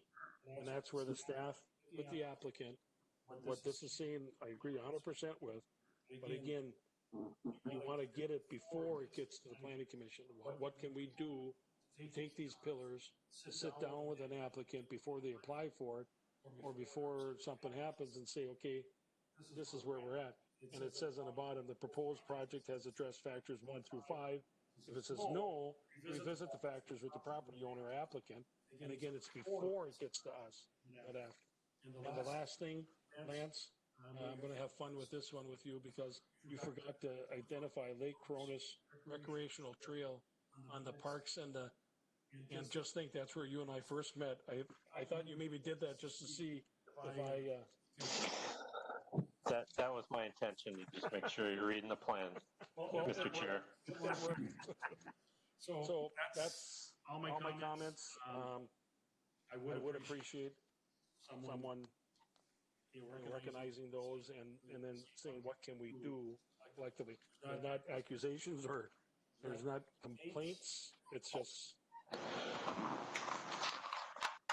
good advice. If I may, Mr. Chair and Commission members, I think, Jeff, you bring up some very good points, and that's some of the challenges now of moving forward for the county is implementing this plan, and how do you go about making some of these changes. So I can't speak directly for county staff, but I know some of the discussions we've been having a little bit here is just really, where do you go now when the plan is adopted. I think one thing I just want to note too is that, we felt that with this commission being part of the steering committee and seeing various drafts of this form come together over the last year, that it was ready for some type of recommendation tonight. But if the planning commission feels like you need some more time to look at the draft and provide some more formal comments or written comments to us and county staff, I think we're open to that, but I'll let county staff talk more specifically about maybe what they would like to see for next steps.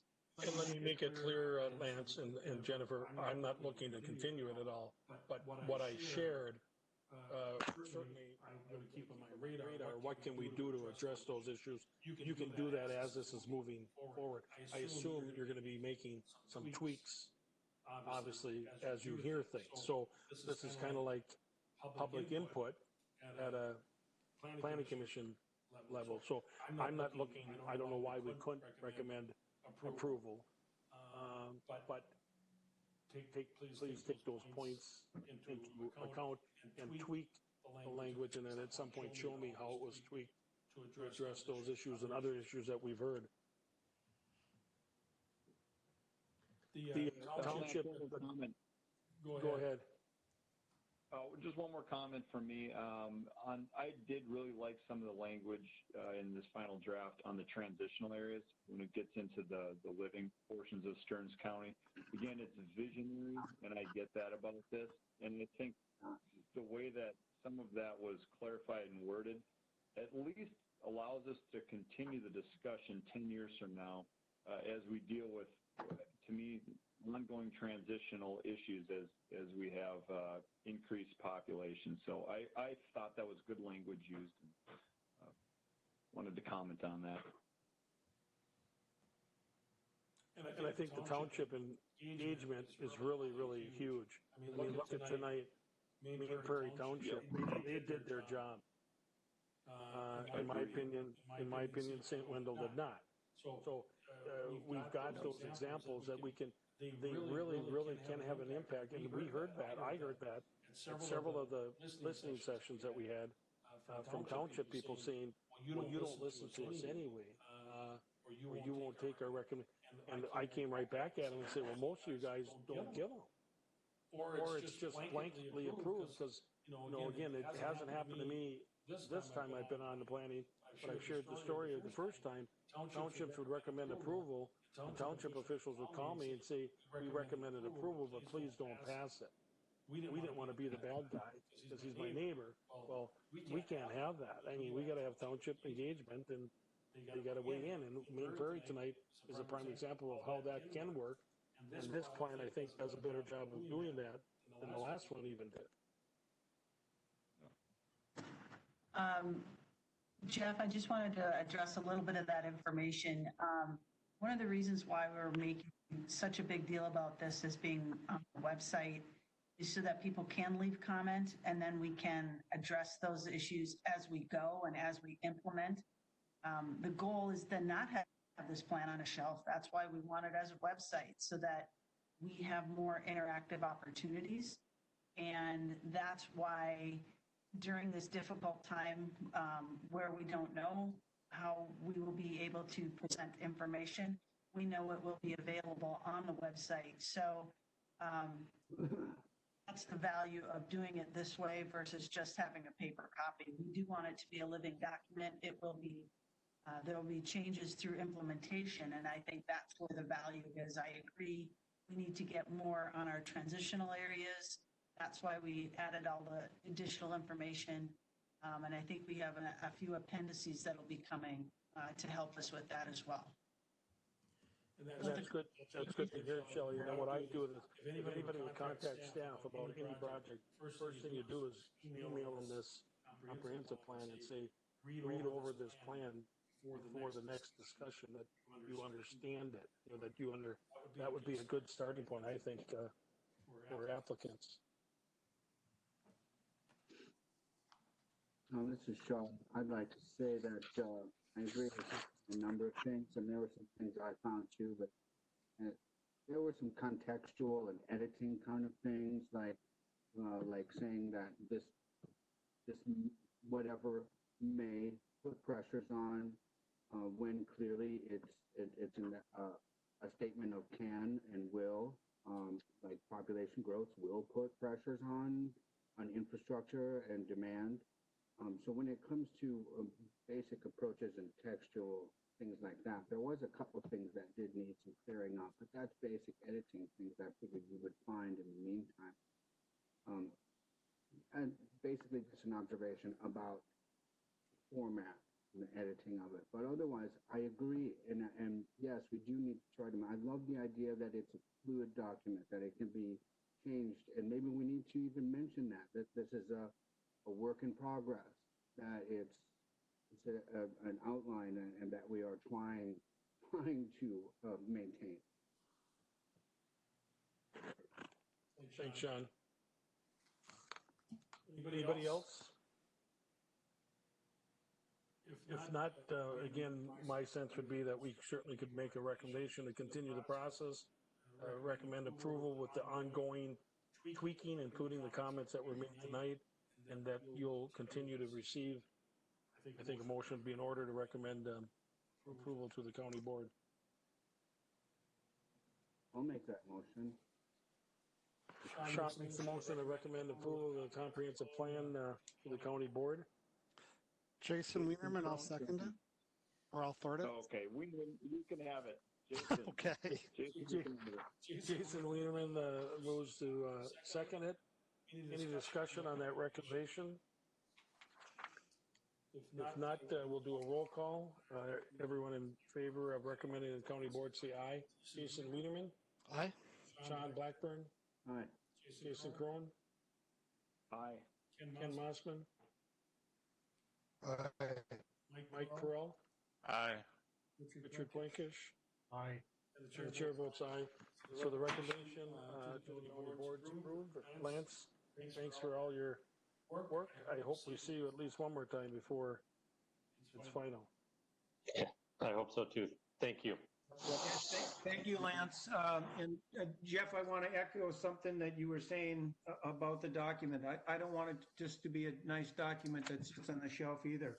I think we've got some changes that need to be made in certain areas, in particular zoning, shoreline, preservation of ag, wildlife, natural areas, even mobile home parks, something we struggle with, how we're regulating our mobile home parks and for affordable housing that's safe and, you know, a good community. So when this is done, I think a lot more work begins. Yep. And I, for one, it's a big copy, but I'm going to have it with it every meeting. Maybe I'll just have staff bring it and put it on the, I'll always have it in front of me. If anybody else has anything else to add, there's a couple of things I want to bring up before we adjourn here. Some of us saw pictures of the Big Fish Lake clear cut. I don't know who you showed that all to, Joe, but at the next meeting or at some point, I think the commission members should see the pictures and kind of like what the plan is or what's going to happen with that. When you see it, members, you'll be more aware of what happened there. And then there was a clear cut on Cronus in October at on Lake Cronus, and supposedly there was going to be a revegetation done there, and again, planning commission members just might be helpful for us to understand, okay, this is what identified, this is what happened, and now this is what we're going to be doing in response to that. And then did we ever hear from the solar company about the recycling plant from the last meeting? The minutes, I can't remember the name of the company now. That had the last solar farm, but he said we have a recycling plan, and I said, would you please share that with staff? And he said, I will. So maybe just check with him to see, because I'd be curious what that is. I think that's all I have. Any members have anything? On those comments, Shelley, if someone does have comments, should they do it through that process, or can they just do it to you or staff on the comprehensive plan? They can send it to me or they can send it to staff. On those vegetative alterations that have occurred, and now we're dealing with them in the after the fact mode, so you want to see the restoration plan? Is that? Is there a plan? Oh yeah, we're working on plans for all of those sites, because those are typically done in-house as a part of what we do. They don't come to the planning commission. Correct.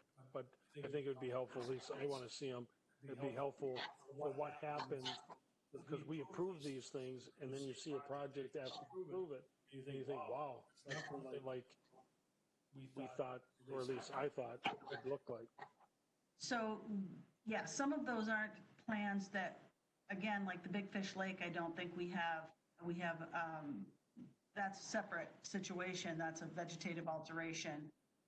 The drown one tonight would be one where, again, vegetation alteration isn't on the planning commission's purview.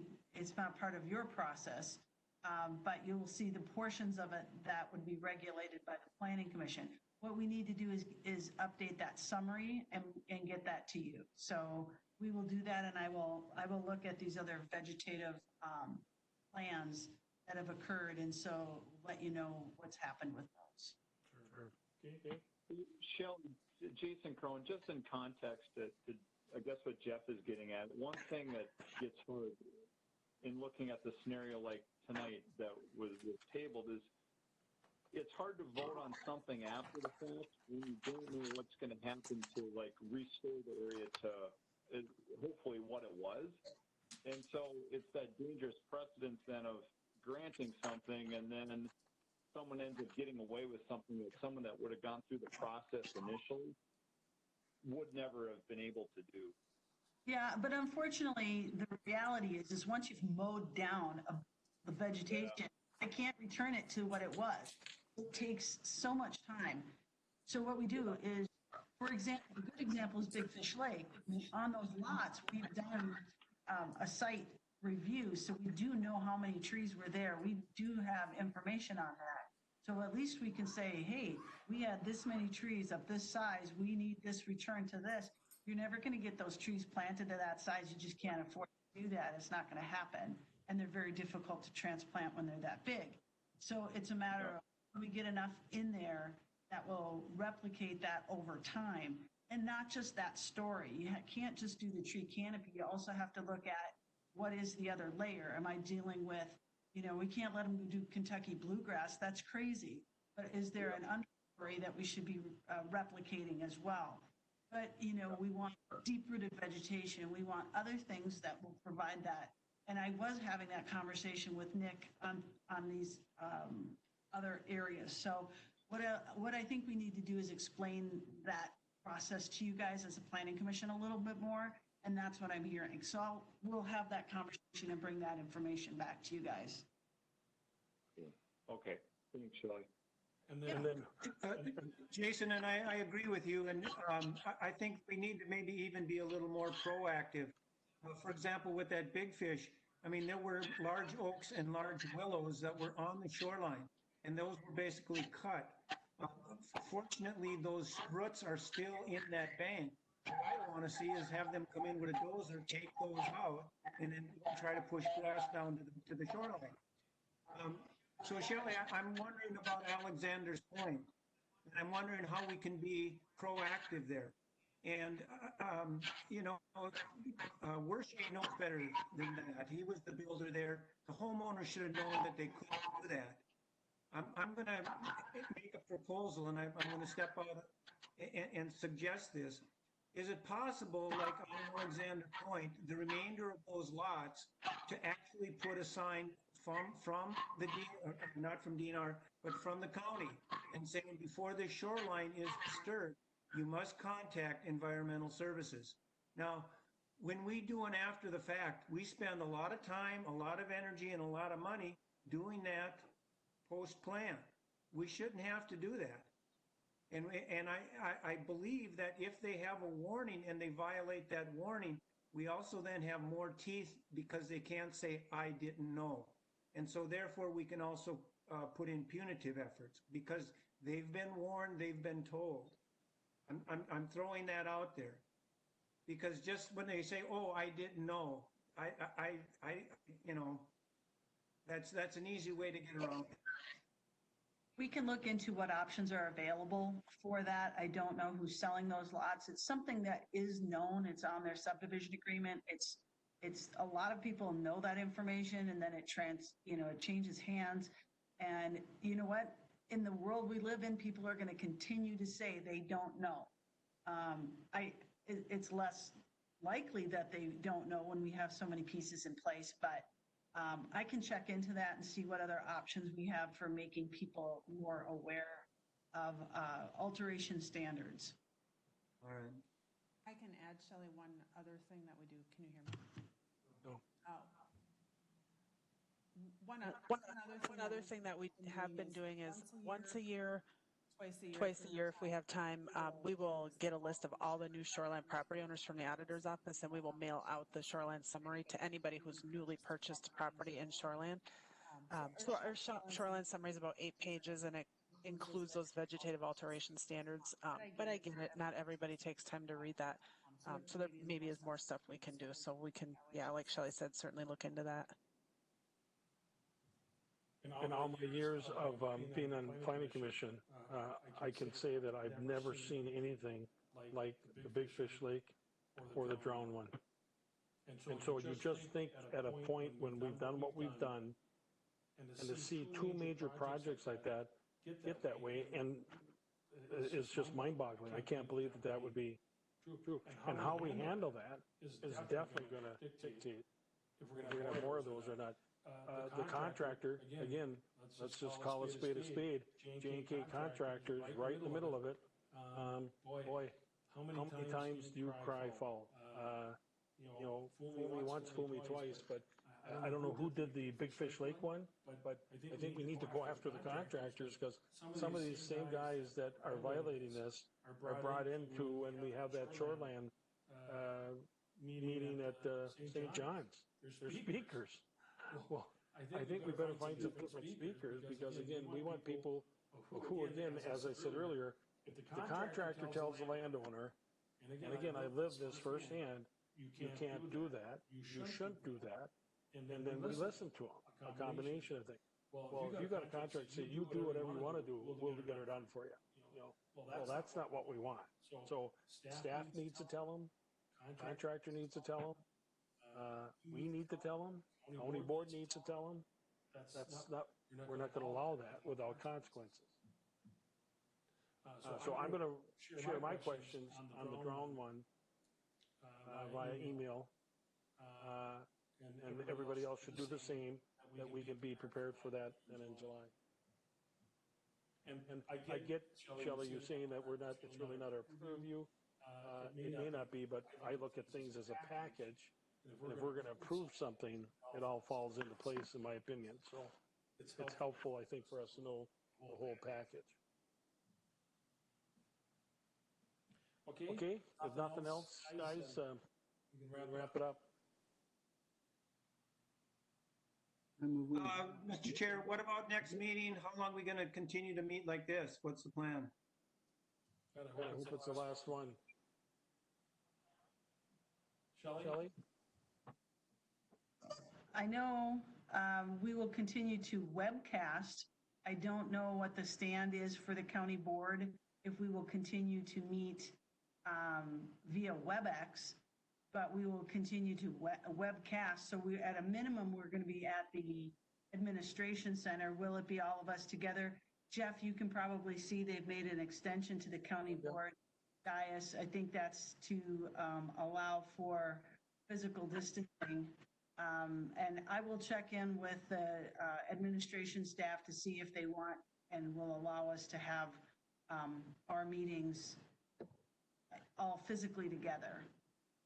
I'll check in with them. That's up to them to determine when we are allowing people to have various types of meetings. So even if the county board doesn't, we potentially still could if they approve it.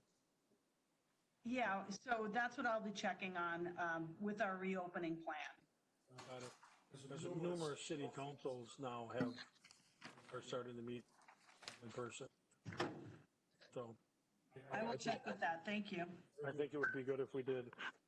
Jeff, I think we should, if are there any other board members that want to weigh in on that? Commissioners, anybody else have thoughts?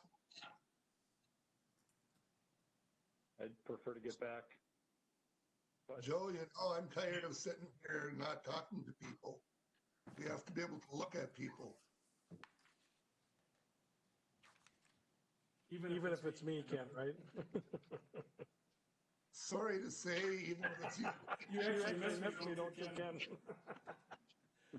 Okay. And FYI, Ray Park is going back to in-person meetings next month. I do that.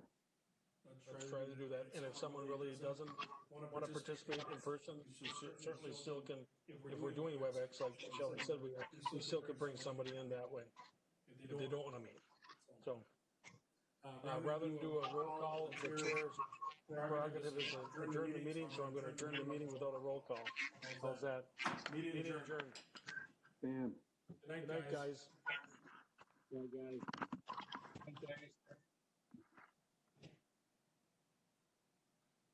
Holy smokes. Right. Hot. Yeah. I know when you were talking, it's like, oh, I can at least take it off because I can hear you. Hot, and then they push against your ear. Yes. Well, There we go.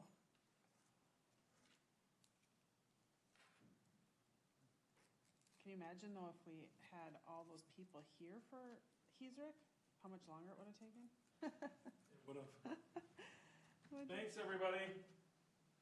Wherever you are. Good night, Jeff. Thank you. Thanks, Jennifer. Yep, have a good drive. Thanks, Mike. Oh, I forgot to bring these photos up. Shoot. I hope we get back to the room. I think we will. I have to verify that though. All righty. Have a nice day.